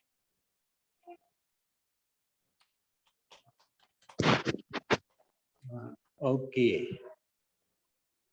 Hello to all the participants of this event. And Elder Calvin Williams has just given, a short presentation on how we communicate with our community, as well as the spiritual aspects of Blackfoot culture or Nitsita. Even the term Nitsita speaks to the truth. Nitsi means, in Blackfoot, it means the truth. And the last part of it, Nitsitapi, the last part of that word is the person. So we all must, maintain the truth when we communicate to our community members. And that is the culture of the Blackfoot people, that we continue to speak the truth and communicate in a way that's respectful to our community members. And our culture is an oral culture. And I guess the difference between mainstream and Blackfoot is that we transfer our knowledge in an oral way. And that way our identity and our ways of Blackfoot culture are maintained. We have annual events that promote the Blackfoot culture. I think everybody sees these powwow gatherings. That's the social part of being a Blackfoot. There's dancing, drumming, and singing. And then we have another annual gathering, the Circle Camp, and that is the spiritual gathering for our community members. Happens during the summer, late July to first part of August. Community members converge at a place that's been designated as the site for the social gathering. And that's where all the societies come together and have an annual spiritual event. And that's where knowledge is transferred to the various groups by those elders who have previously been active members of the society. So our knowledge system continues, to be transferred from one generation to the next.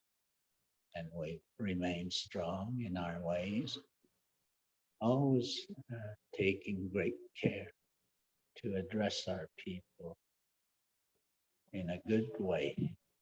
Like Calvin said, words are strong. You can really build up a person, or you can make not feel so good. So we're very careful how we communicate with each other. So those are kind of the ways that we continue to keep our culture alive, as well as, conversing in our Blackfoot language. And I think in our present day environment, the Blackfoot people have really coming back together and promoting their Blackfoot culture in the many ways that it's expressed. I think our community is really trying hard to teach the Blackfoot language to our younger generation so they can transfer their knowledge to the next generation. That's very important. So for us, Kelvin and I think it's better to articulate our knowledge in our own language and, being, I guess, just transferring our knowledge orally, because that's the only way our younger generation will start fully understand their Blackfoot identity. They have to, understand the language.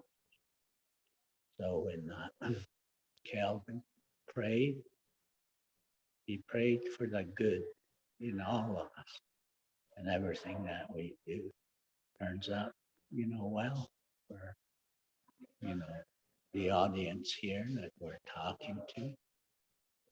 And I think that includes our members. So we have a real strong belief that, our ways will continue, and we will continue to transfer our knowledge orally, and our younger generation must start listening and, engage with their elders. That's the only way that I've been able to do that in my 25 years of work with Red Crow College. And the Blackfoot language is my first language. Okay, so thank you for listening. I'll ask Calvin to continue his part.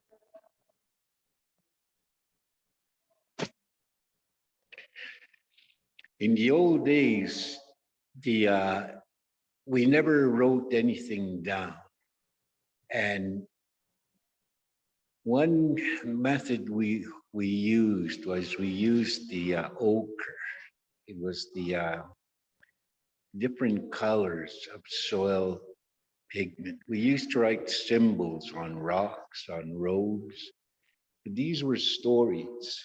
These were stories that we, our ancestors, drew for the future generation. We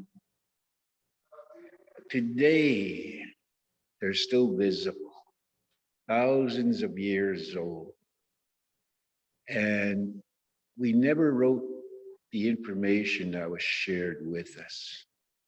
It was passed down orally. And today we still know information from when we first started as people. We, Creator made us from the soil here. And we have all the same elements.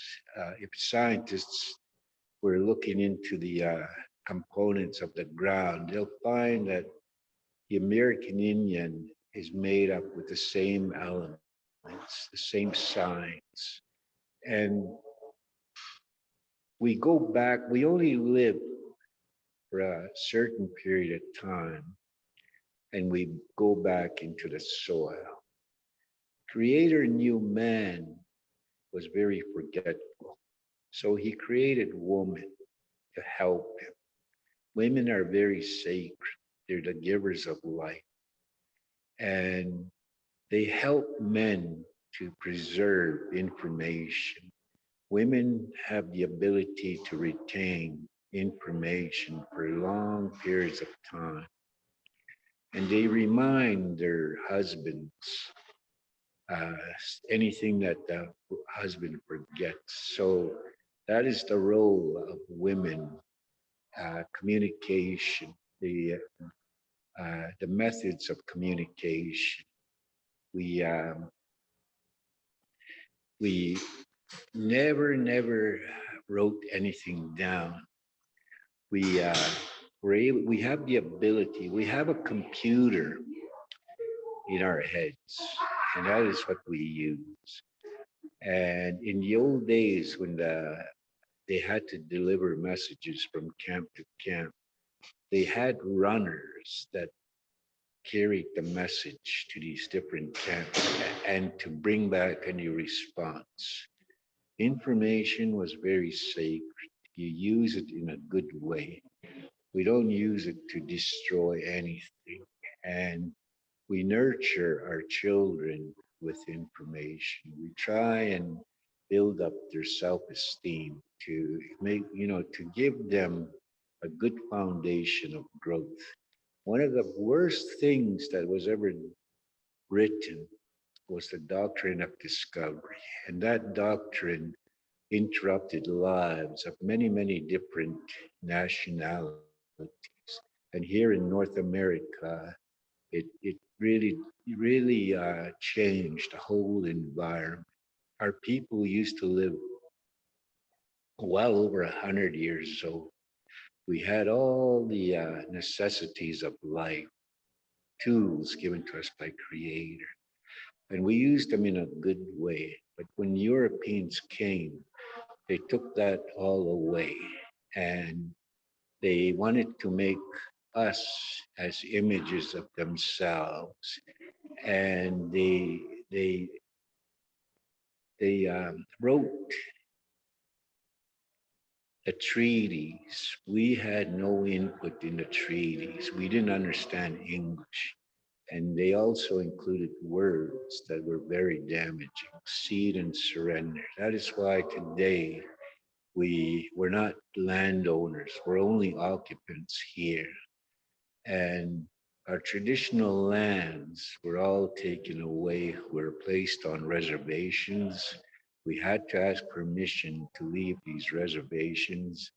We were very controlled. Today, we're still controlled by that same policy that was developed in 1876, which is the Indian Act. It took away the powers of our chief. It took away the ability for our people to manage for themselves. We were self-sustaining before conflict. And the assimilation process that they introduced really made us dependent on direction. And today, we see all the social problems on every reserve in North America. They're all similar. Housing conditions are all similar. You see our people wandering the streets that are lost in this concrete jungle. Those are all the effects of residential school, assimilation. And I'd like to thank you for allowing me to share with you today.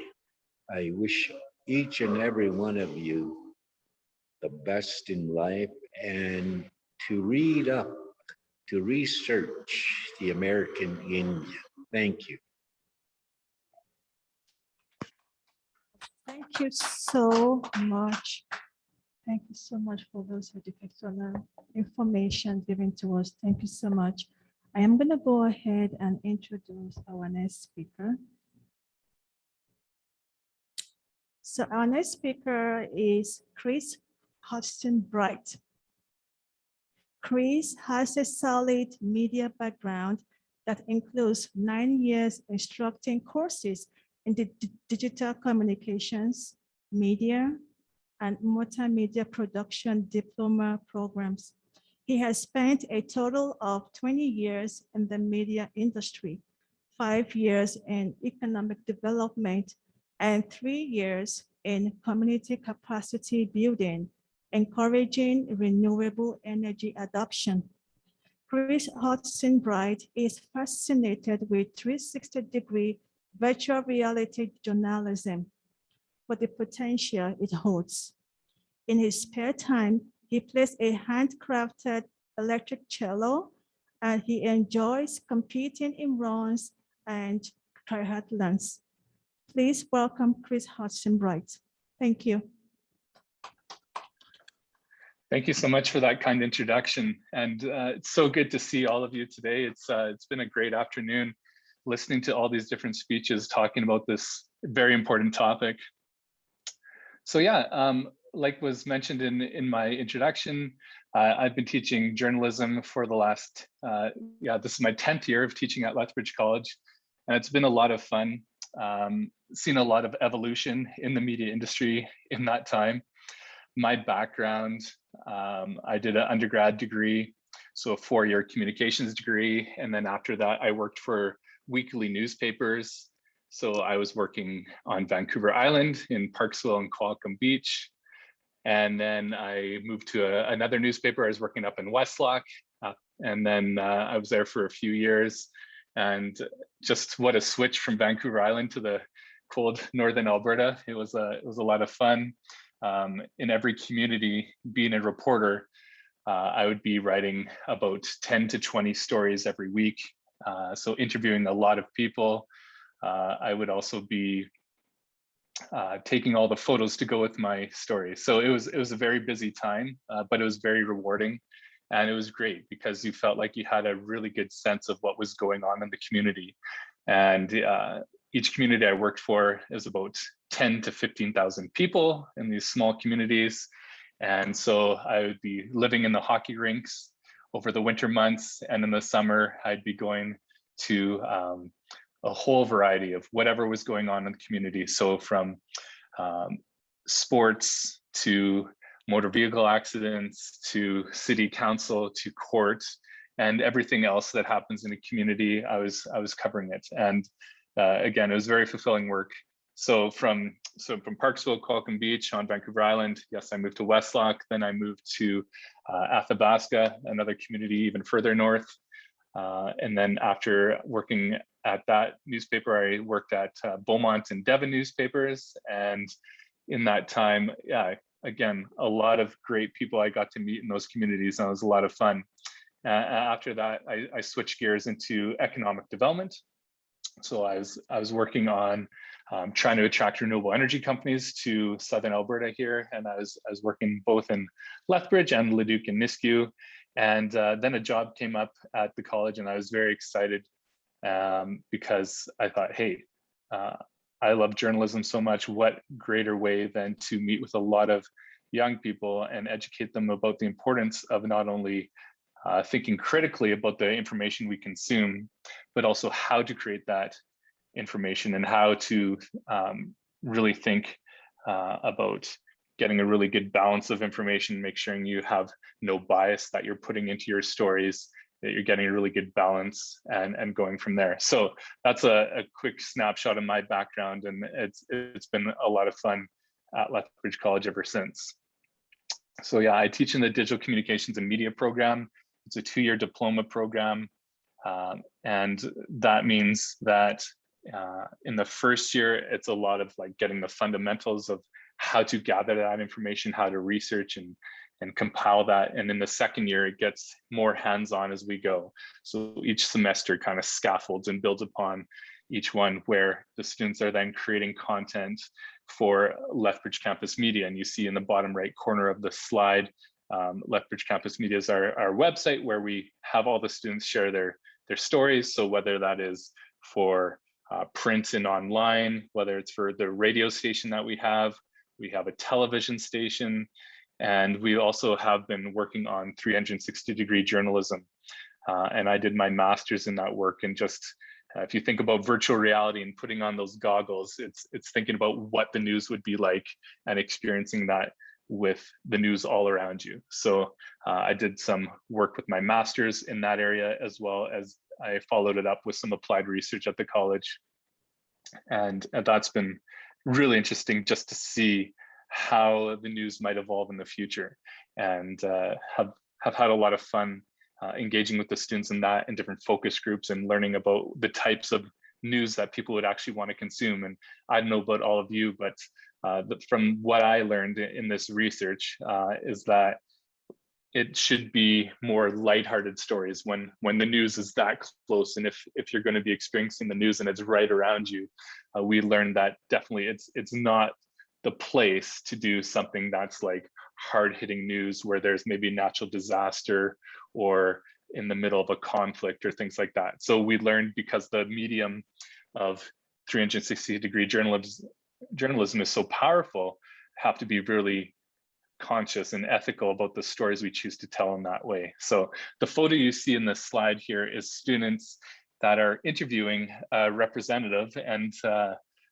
for this photo, it's a criminal justice student who's getting interviewed. And so they are the representative for the police.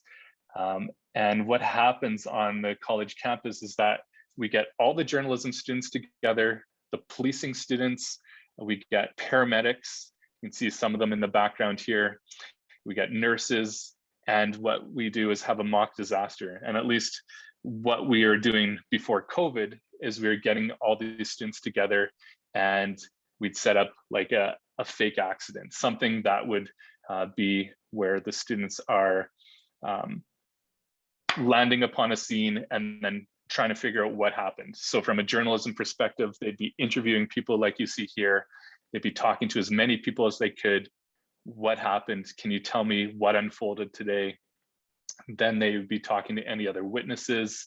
We'd actually have a hospital set up on the second floor of the college where students would be carted from an ambulance that the students would be working, all the paramedic students, load up these students into this hospital. They'd be treated by the nurses, and then the criminal justice students would be interviewing and talking to people and trying to figure out from their perspective how things unfolded. So it's an amazing day, very fulfilling.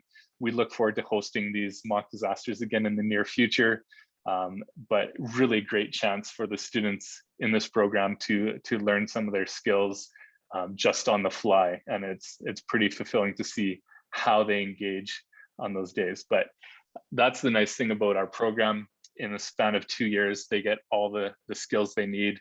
They have a laptop, they have a recorder, they have a camera, so they could really start their own media business right after they graduate, or they're ready to join television stations, radio stations, newspapers, online media across Canada and wherever they'd like to work in the world. And so we get them ready for industry, and we really make sure that they are ready in all of these different formats. So with Adobe InDesign, they need to learn how to lay out and do graphic design so that they have that really good sense of style if they're looking at public relations or any of the creative communication industry. So that's a little bit about our program. Very exciting. I could talk about it for a long time, but I'll leave it there. So from a journalism perspective, this is kind of where we reflect on this past year. And I know we've been talking about these issues probably ad nauseum. So looking at here, some of the big topics of 2021. So the idea of vaccines and vaccinations and the impact that has on the healthcare system, the idea of freedom and what that means has come up a lot, and they've been hot button topics. So very interesting about how that's all unfolded. And politics, we've had, yes, our federal election. Now, for those of us who are in Lethbridge, we have a municipal election, and the results we should find out pretty shortly. The official day for voting is next Monday, but there's been a lot of advanced polling, and that's been really interesting. So through all of these very intense topics of 2020 and 2021, it's created a lot of division and a lot of people taking very strong sides about what's unfolding around us. And so if you look at any of these topics, there's a lot of strong feelings around them. And so if you think from a journalist perspective, you have to be very careful about how you present information to your public. And you have to, again, as I mentioned before, ensure that you're very balanced in how you present your information. You have to make sure that if there's any information that is erroneous or that has errors in it, that you are making sure that as a journalist, you are fact checking and making sure if somebody is saying something that you check that back against the information that's been presented, and ensuring that you're not going to be providing information that's misleading or that is not true. So just taking a step further. So when you think of these topics, they usually have a pretty big trigger effect. So you may feel one of these or more of these feelings. So on the positive side, you may feel happy, supported, loved, and taken care of by your family, your neighborhood, your community, your professionals, and your government.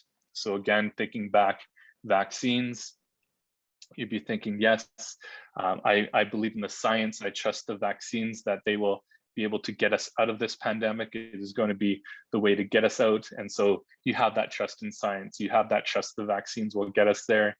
And you trust our healthcare system because there's so many people that are trying to save so many people's lives all over the world. And in Alberta alone, even Lethbridge, we have our intensive care units, our ICUs that are at capacity or very close. And it's very scary. And so we want to do the best to protect those in our community, and we're thinking about those things. So that's one way that people are looking at the news. But then also we can't ignore that at the same time, there's been a lot of negative feelings towards the media.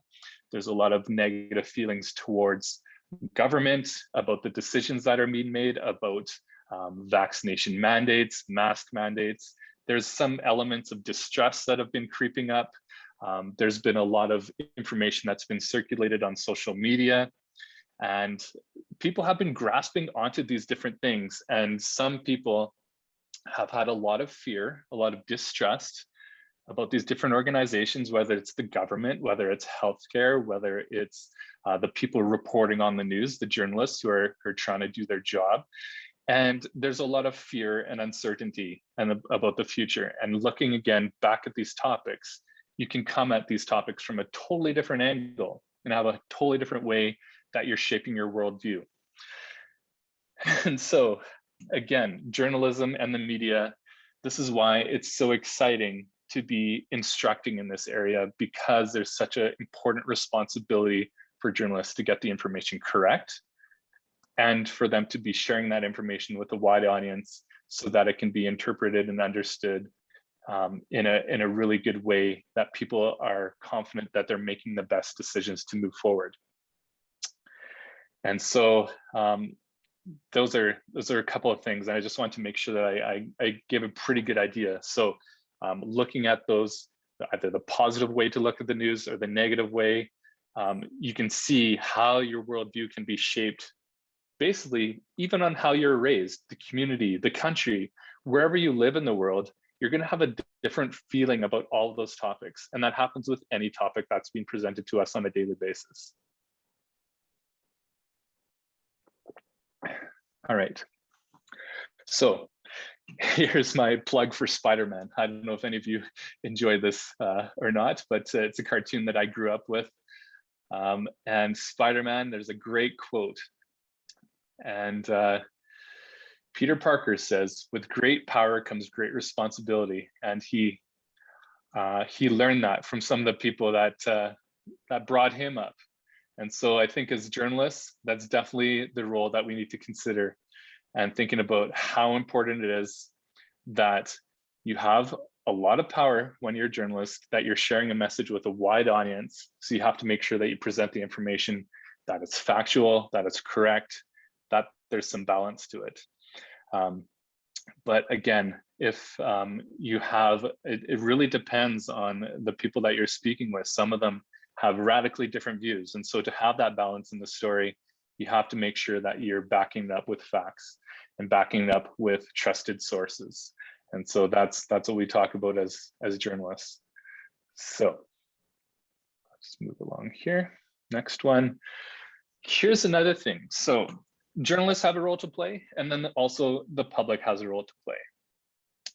And this is what we try to also encourage in our students. So we know that they're going to go into this industry, whether it's for communications industry, like for example, Lethbridge College has a representative that puts out press releases and shares that information on behalf of the college. There's a lot of organizations, even the Southern Alberta Ethnic Association, they would have somebody who's communicating out the messages for their organization. City of Lethbridge, any organization now, they have these spokespeople, their communications team. Our grads are usually filling one of these roles as either journalists or public relations or communications professionals. So part of this responsibility when we're consuming the news then falls to the public, and critical thinking is an essential thing that we try to instill in our students, but also that we hope it carries on with a ripple effect out into the community. So looking at something we call the CRAP test. I know it's a hilarious name. And the librarians at the Lethbridge College, so the Buchanan Library, we get them to come in and they talk about this great idea of how you can dissect information and really break it down in a critical way that you know that you're getting the best information possibly out there. And so a lot of our students, they don't use books anymore. They're relying on the internet and only the internet to get their source of information. And so this is why we encourage them as much as possible to go talk to actual real people. Go talk to the professionals, go talk to the people and see how are they actually feeling about this information. And so even as the public, we have a responsibility when we are consuming the news to look at how this information is impacting our lives and how we can make sense of it. So this CRAP test, you break it down here, it's an acronym. So currency, you can read it all here. So the timeliness of the information, making sure that the information that you're receiving is very current, that is come out within the last day or two, that it's up to date, that the information has been fact checked, that again, ideally the information is within the last month. So the news is changing so much every day. The news cycle is changing and speeding up all the time. I live on Twitter, where a lot of journalists like to hang out just because that's where a lot of breaking news can be unveiled. So that's the currency aspect of this critical thinking. Next, under R is the relevance. How does this information fit your needs? So does this make sense to you? Does it reflect your worldview and what you think?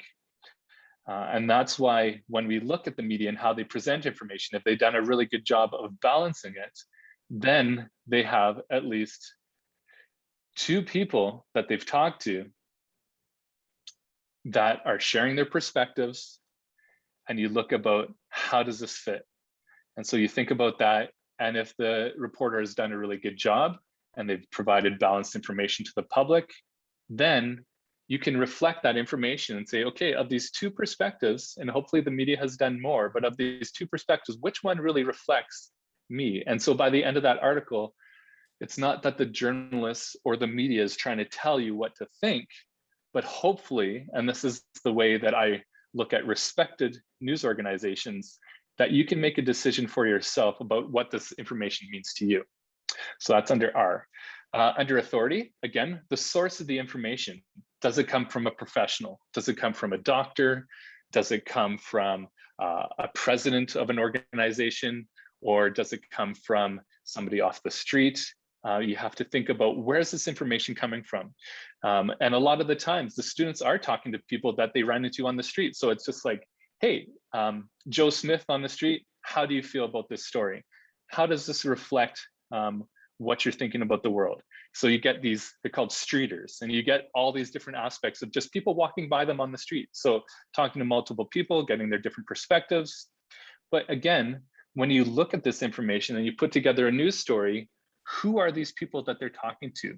Are they credible people? Are they working for an organization? Maybe does that organization have some kind of agenda? You can think about that. So when you critically think of this information and where it's coming from, making sure that you do trust the source of that information. So that's looking at the authority. Accuracy is next. So the reliability and correctness of the information.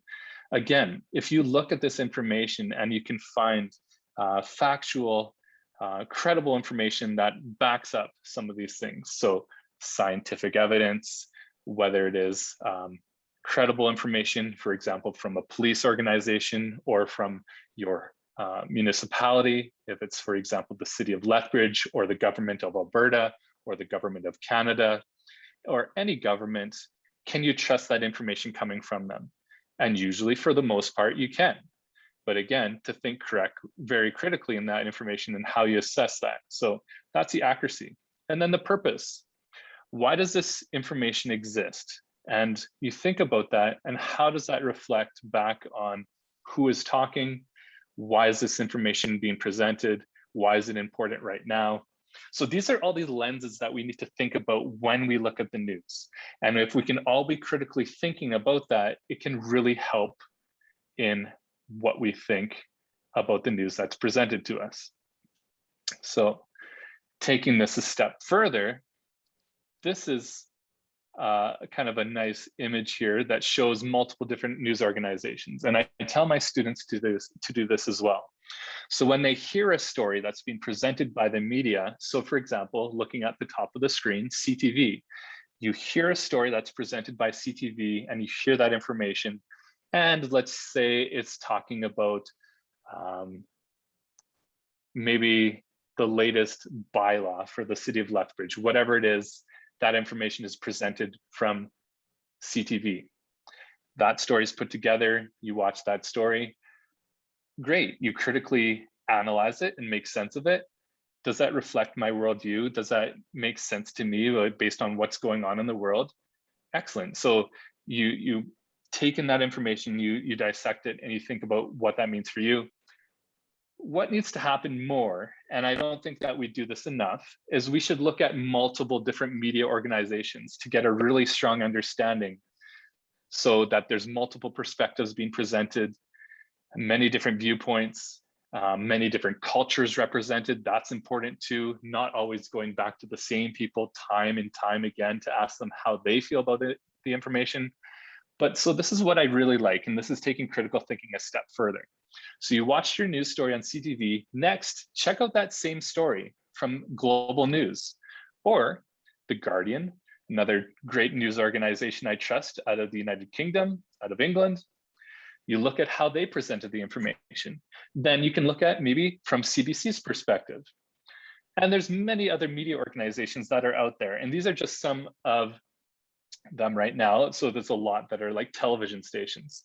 CBC and The Guardian have a lot of online news stories. So does Global, so does CTV. There's also the numerous radio stations that we have in our community, and we have a lot of great radio stations. So you think about CGOC, you think about B93, C95, you think about Rock 106. You think about all these different radio stations, all of these different media outlets, they're all presenting this information. If we've done a really good job in understanding information that comes to us every day, we look at it from multiple different news organizations to make sure that you're getting multiple different perspectives. And there's a news organization that I really love right now, and they're taking things a step further, and they're called the Narwhal. and they're based out of BC. And what's really interesting is that they do long form journalism. And this is a lot to do with why I love print and online journalism so much, is it allows you to do a lot of more in-depth or long form. So that just means longer stories where you get the context, you get multiple perspectives. So for the most part, when you're talking about radio stations or television stations, and it's no slight to them, it's just kind of the medium and the format that they're being presented in, you can get stories that are 30 seconds long, 2 minutes long, but really that is the amount of time that they dedicate to a story. What I like about online and printed journalism is that you can have longer stories that can have multiple perspectives. And that's what the Narwhal, I think, is doing really good right now.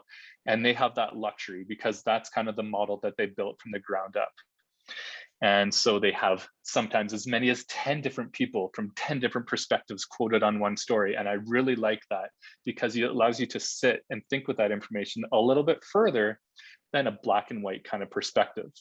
And so thinking critically involves multiple viewpoints. And I think this is one way that would really benefit.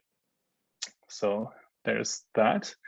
And so I wanted to reference this article from Hootsuite. And for those of you who don't know what or who, sound like an owl myself, what Hootsuite is, it is a social media kind of organization platform that helps you send out social media from Twitter, LinkedIn, Instagram, Facebook, and you can manage it to be kind of like programmed like our VCRs used to be, or programmed like your favorite TV shows, so that you can send out these social media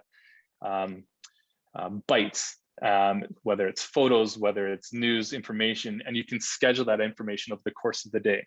Hootsuite put together this article and it was written by Simon Kemp. And the title of this article was 500 million users joined social in the last year and other facts. So this is what they presented. Look at all this information. So in July, this is looking at the percentage of worldwide survey respondents who say they use each medium to access news content. So the green globe on the far left, this is how people get their information through online media, which includes social media. 82% here, television, about 64%, social media, so strictly social media, including messenger and how people are communicating through social media, 56%, print media, 24%, broadcast radio, so through radio stations, it's 26%. So you can see, even in the last 10 years of me teaching journalism at Lethbridge College, how the media has evolved so much. And since I started writing for newspapers back in 2001, things have shifted even more in the last 20 years. Newspapers used to be the dominant source of where people were getting information. And then things shifted and a lot of attention was then put on television. Now with Netflix and different streaming services, people are cutting their cable and they are not gravitating to those television stations as much as they used to. But you can still see this is kind of the rollout of how people are getting their information. And this is really interesting and important to think about, again, what people are thinking about the news, the trust that is involved in the news, and where you're getting information. If you're only getting your information from social media, that's a big problem because there is a lot of things that are being shared on social media that are not true. There's no fact checking with some people who just share information. Sometimes they're repeating or sharing additional information that's not true in the first place, so they're repeating a lie. And you can see how this snowball can build and build and build and get into a lot of people's minds that, oh, I saw it on social media, it must be true. So that is one thing that we try to encourage, at least with our students, to think critically and say, you know, just because you saw it on Facebook does not mean you should trust it. Where did that information come from? Do you trust that source? Can you actually back up that information? Or is it just something that was shared without any common thought about how that information might impact the people reading it? So taking a step further here, and then looking at the different social media platforms and looking how they're being used as a strict way of news. So Facebook, that's the dominant source here, 44% are treating Facebook like it's a news organization. And I strongly caution against that. I think that's very, very dangerous. I think, again, just like I've said, if you use social media too much, you start to just be kind of sheltered from the rest of the world. It's good to kind of step away from our social media platforms and go to trusted news organizations that are doing a really good job in presenting the information. Look at YouTube, it's 29%, WhatsApp, 23%, Instagram, 15%, Twitter, 13%. You have Messenger, TikTok, LinkedIn, Snapchat, all these different forms where people are treating these social media platforms as news. And so just to step back from that and to make sure that we always reflect on where this information is coming from. I personally have shut down my Facebook account because I was getting frustrated with the amount of fake information and misinformation that was being shared with me on a daily basis. It was just too overwhelming. I thought there must be a better way to connect with my friends than through this platform that was just making me angry on almost a daily basis. So I don't have a Facebook account. I don't have an Instagram account. I look at Twitter and I look at LinkedIn. That's where I get my information, but I also look at news sources on a daily basis, whether it's on my phone or on my television screen. So it's just really interesting how that information is broken down. So that is really my talk in a nutshell. And I'd be happy to answer any questions if there is time for questions. There's my email. I'd be happy to chat with any of you. I even provided my cell phone number. I'd be happy to speak with you more about this topic. It's something I'm very passionate about. And I really thank you for taking the time today to participate in this great panel of a lot of great speakers. And I just feel very honored to have been asked. So thank you again to all the organizers of this great afternoon, and really appreciate your time. So I'll look at the chat and I'll mute my microphone, but if you can let me know if I can answer some questions, I'd be happy to do so. Well, the first one here says, how can it be ensured that the news reports are written from a place of clarity and not from a conditioned bias? It's a great question. So it's a really good question. And thank you for asking that, Nathan. Yeah, it says to go deeper, how have you ensured that the material you are teaching isn't skewed by conditioned bias? Sure, yeah, definitely. So what happens in the classroom, at least, we have a lot of engaging discussions with students. They present multiple different perspectives on topics, and we encourage all of those topics to be presented. So when you ask, how can we ensure that the news reports are written from a place of clarity? There's two news organizations that I'm going to pick on. One is Canadian and one is American. And I do not trust these news organizations. And I'm sorry for any of those who do trust these organizations. In the United States, Fox News is an organization that I do not trust because they do not do a really good job of balancing the information that they share with their public. They have a really strong bias and they have a really strong agenda that they push. And I think it has been dangerous, especially over the last 4 years with the previous president that was in the United States. I won't mention who that is. We all know who that is. But Fox gave a platform to a lot of misinformation, and it was really dangerous. In Canada, we have a similar news organization that I do not trust, and it's called The Rebel. And it's hosted by somebody called Ezra Levant. And he is another person that does not do a good job of providing balanced information to the public. Two organizations that I think are very dangerous to the public, for those people who look at news organizations and think they can trust all of them, those are two that I would not trust because they present their agenda, and that's very dangerous. So I think, Nathan, to answer your question more, how can we ensure that news reports are written from a place of clarity? To make sure that the information you're getting has that balance in it, that it has multiple perspectives that are being presented. So that way it doesn't look like there is a bias that's being presented, and journalists should never present their opinion in a story. That is a really dangerous thing that should be separated. No opinion presented. So instead, let the people that they interview present their opinions, and then you report the facts. That's your role as a journalist. So hopefully that answers those questions that you have, Nathan, and thank you so much for those. And I'll I'll wait for another question here. It looks like there's a couple more in the chat. Maybe I'll just read this one out.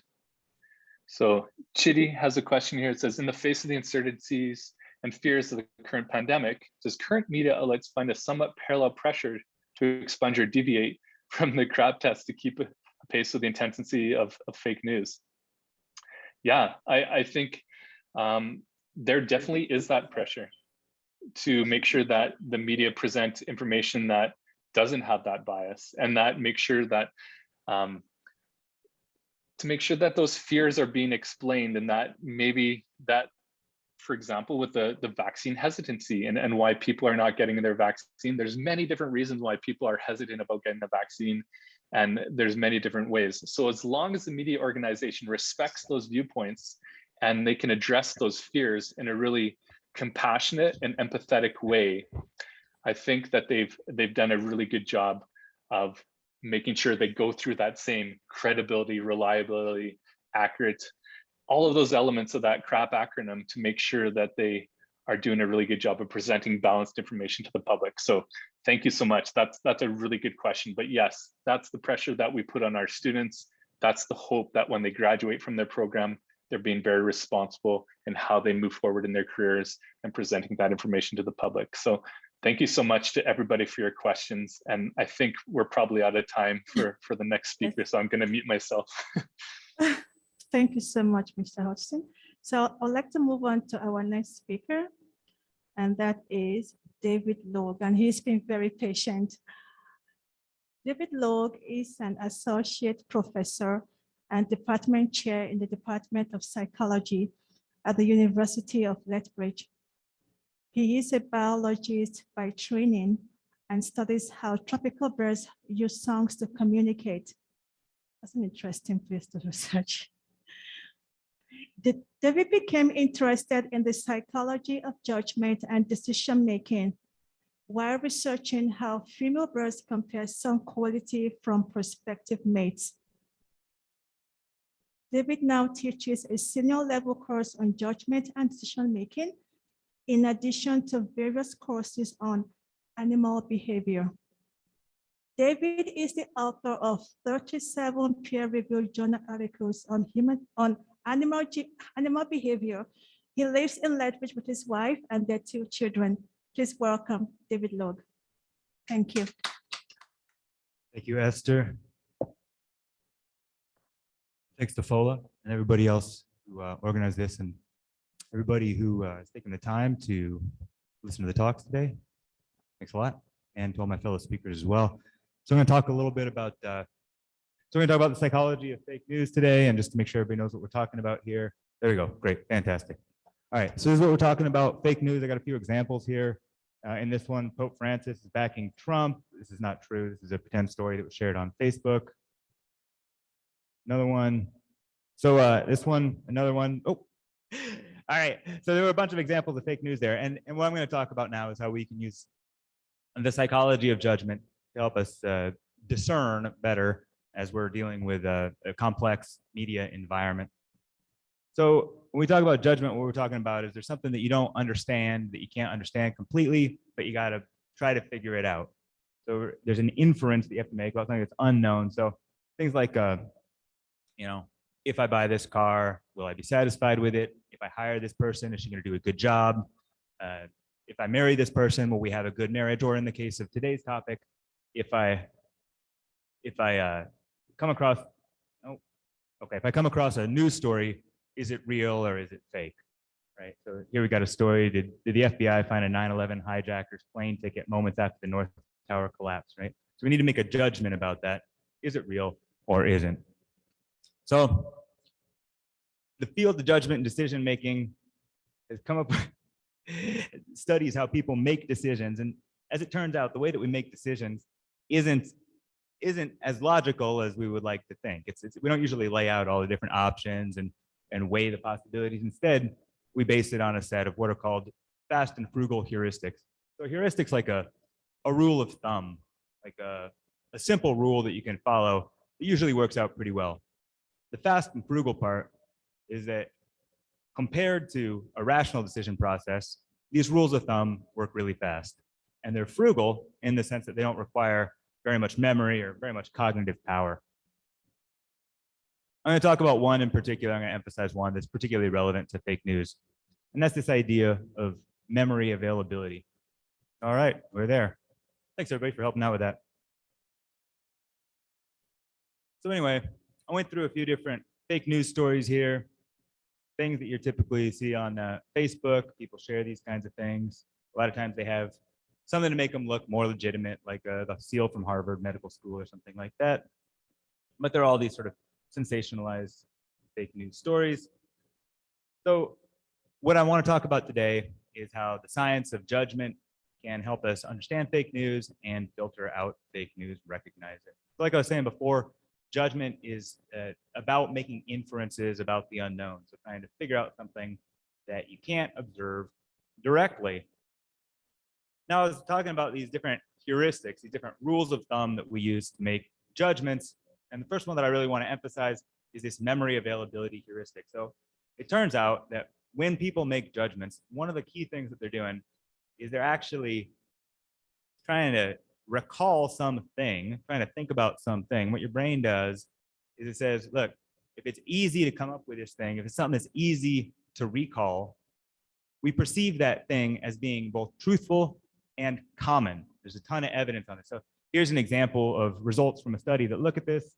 In this study, subjects were presented with some idea, some news story, a variable number of times. And then they were asked to rate it for truthfulness. And we can see here by this positive relationship between the number of repetitions and the mean truth rating is that the more somebody hears some story, the more truthful they think it is. These are all fake stories, but just hearing it repeated makes it seem more truthful. I think we can all understand the implications of this for fake news. Here's another example, same kind of thing. It'll come up here in a second, I hope. It's just lagging behind, but a different story. Oh, hey, it's me. So there's a different story here, just one specifically about fake news. Yeah, so I'll just talk through this one then. So this is just a different study. And this one is, again, it's about memory availability, but it's used fake news as actual prompts. So the subjects in this one were looking at prompts that were these fake news stories, and they had to rate them as true or false. And they were either exposed to these multiple times or not. And some of them had a flag warning them. One of the earlier speakers was talking about flagging fake news, and some of them didn't. All right, thanks for being patient, everybody. So here we are again. This is about this memory availability heuristic. So this idea that the fluency of recall is actually interpreted as the truthfulness of a statement. And the consequence of this is that if we hear something repeated, even if it's fake, people tend to believe it to be more true. Right? So it's very, very important when it comes to the idea of fake news. In this study, people were presented with prompts like this. So in this one, it's Trump is bringing back the draft as the prompt, right? And people either heard it multiple times or just a single time, and it either had this flag warning or it didn't. You can see the data over there that if it was familiarized, if they'd heard it before, people always seem to think it was more true. Okay, this is this idea of this memory recall heuristic. And if there was a flag, it helped, but not that much.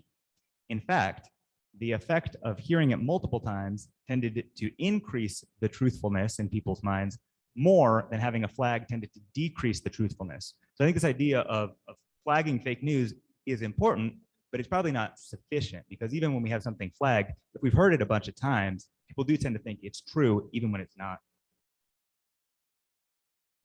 So of course we want to think critically, right? We don't want to just take in everything. People have been talking about this all the time. The idea of critical thinking entails obviously thinking slowly, not just responding intuitively to something, but actually trying to break it down and make sense of it. And in the field of judgment and decision making has developed all these tools to be able to do this. In a 20-minute talk, I'm not going to be able to go to those in any detail, but some people earlier mentioned some basic ideas and basic principles like consider all possibilities, weigh the evidence, consider both sides of the argument, all that kind of stuff. And different people have different tendencies with respect to critical thinking. So in this study that I'm showing you the results of right here, initially the subjects were tested for their tendency to use intuitive logic versus deliberative logic.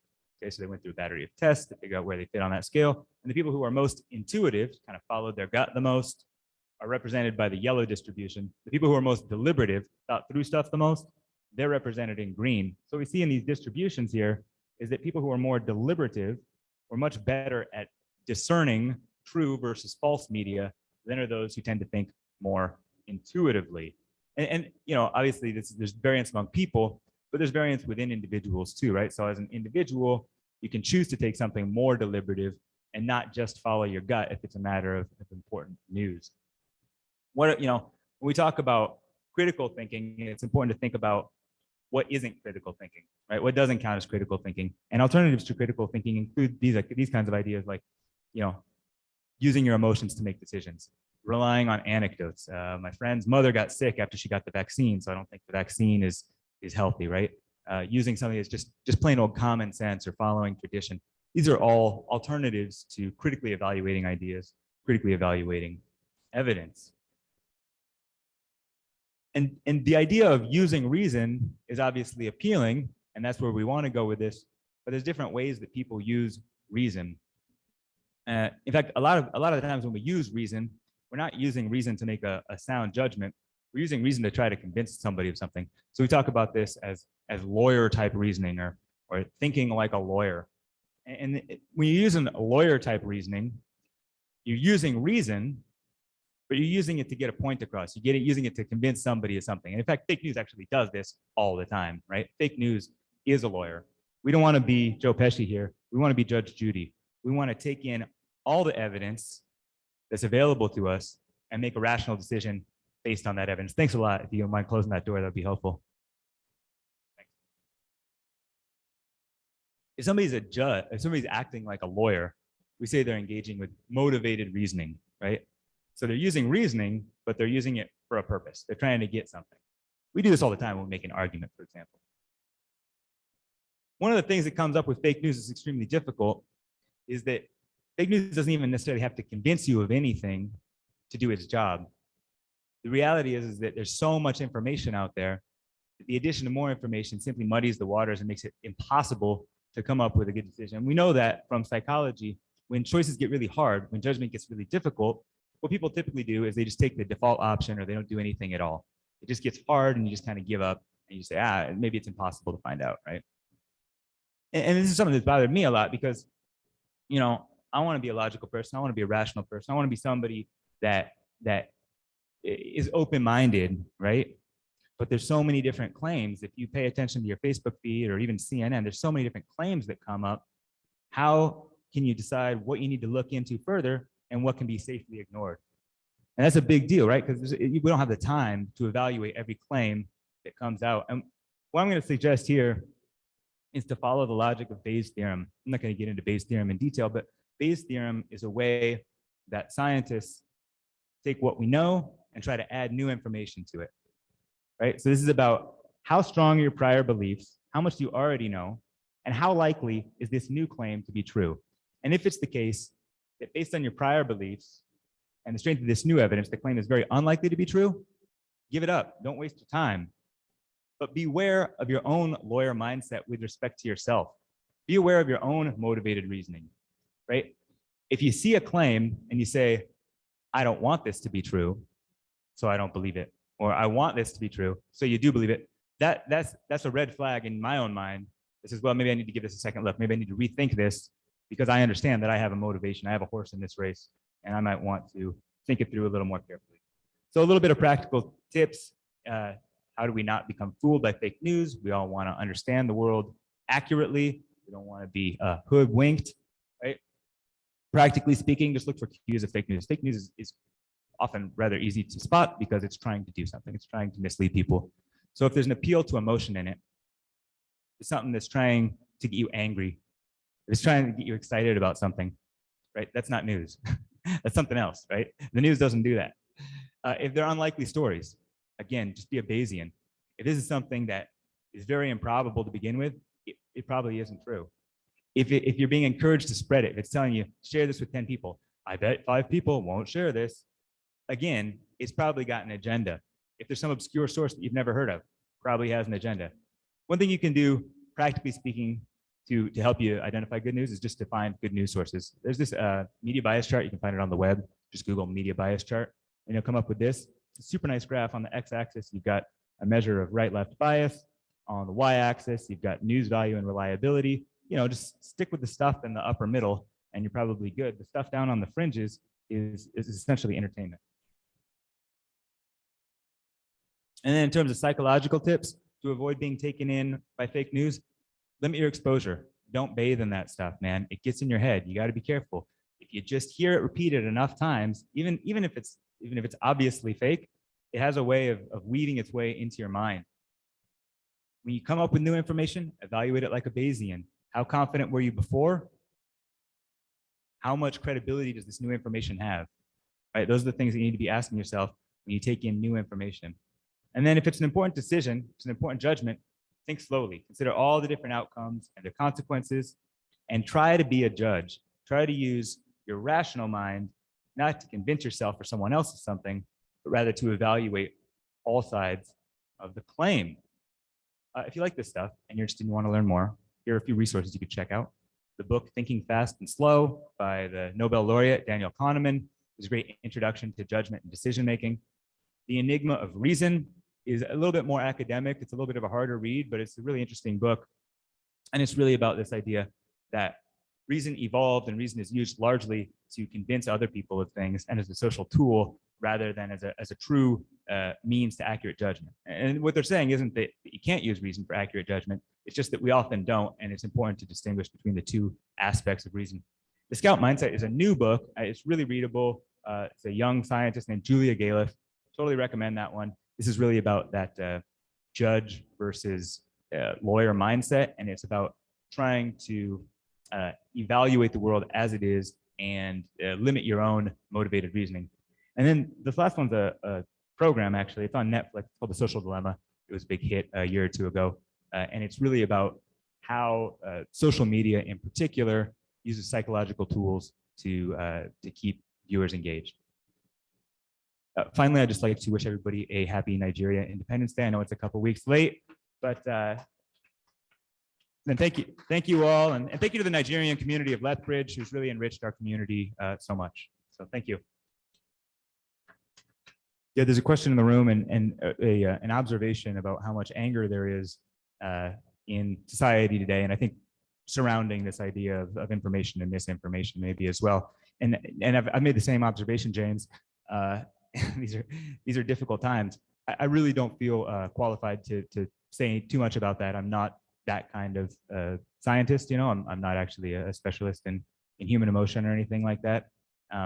So I think I'll probably just refrain from going any further because it really would just be my own personal opinion.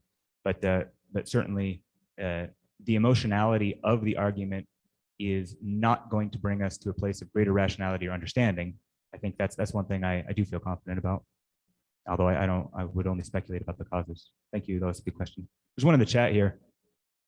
Is there more that you can explain about the frequency of information being repeated and when it sinks in to become truth in someone else's mind? So just a little bit about that. So this is about the memory availability heuristic. And it's not just about how much something is repeated, it's also about how salient it is or how strongly we feel it and absorb it. So things that are really memorable, that are paired with, say, graphic images or that really stick in our mind, often because they involve sex or violence or beautiful people or people we care about. Those are the sorts of things that really can play into this memory availability heuristic most powerfully. And you're going to see that people who are adept at crafting these kinds of messages understand that, and the kinds of messages that they craft are ones that are going to be really easy for us to remember. There's tons of evidence on this. So, like, for example, if you just think about, ask people how common are different causes of death, and you list out a bunch of different potential causes of death and ask average people to comment on how common they are, they vastly overestimate the ones that are graphic and easy to think about. So things like being killed by a shark or a wild animal, or dying in a car accident or something like that. People, or dying by a terrorist is a great example. People point out terrorist deaths as a major concern when in fact it's a tiny fraction of a percent of people that actually die by terrorism. One more time, thanks again. I really appreciate the opportunity to speak.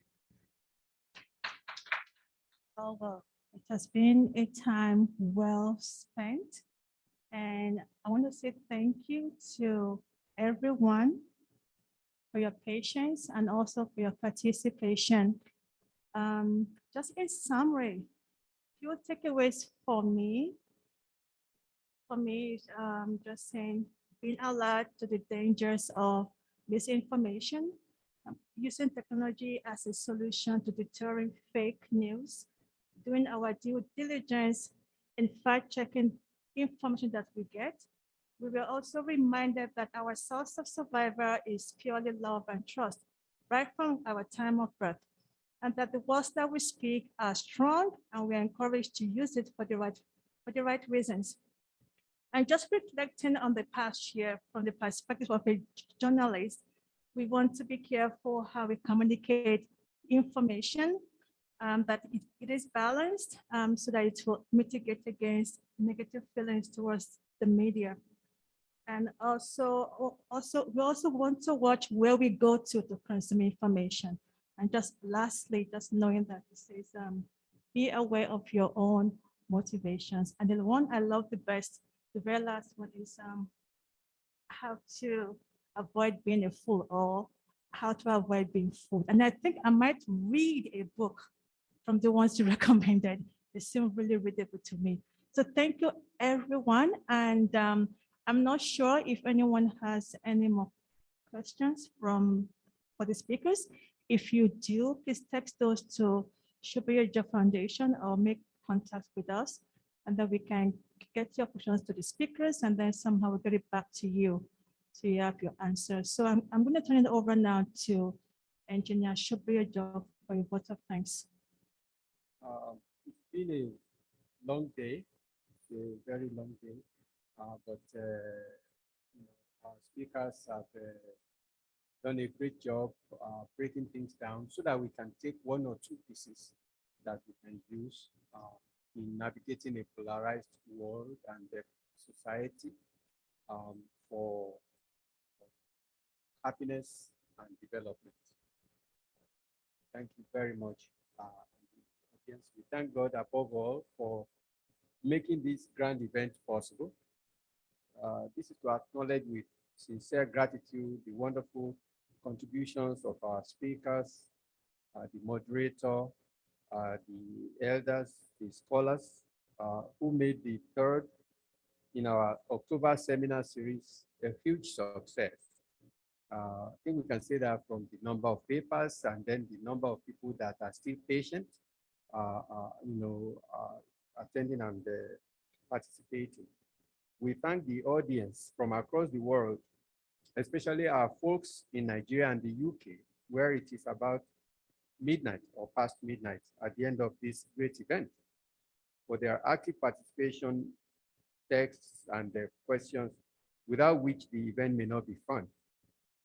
We appreciate the media that have been in touch. All our volunteers, we have some of them that I cannot but name here, Brother Joe, Sheyi, and Clements, and Brother Cornelius, apart from our moderator. We appreciate all the work and all the support and unflinching support over the years. We are grateful for the support of our co-sponsors, the Association of Nigerians in Lethbridge and the Southern Alberta Ethnic Association, for making available to us this great facility for public enlightenment, as well as our technical team and the Freedom House Parish of the Redeemed Church in Lethbridge for the live streaming system, as well as our silent donor of the Zoom link and refreshments provided for this event. Seeing you next time. Goodbye from the Shubayoja Turning Point Foundation. God bless. Thank you.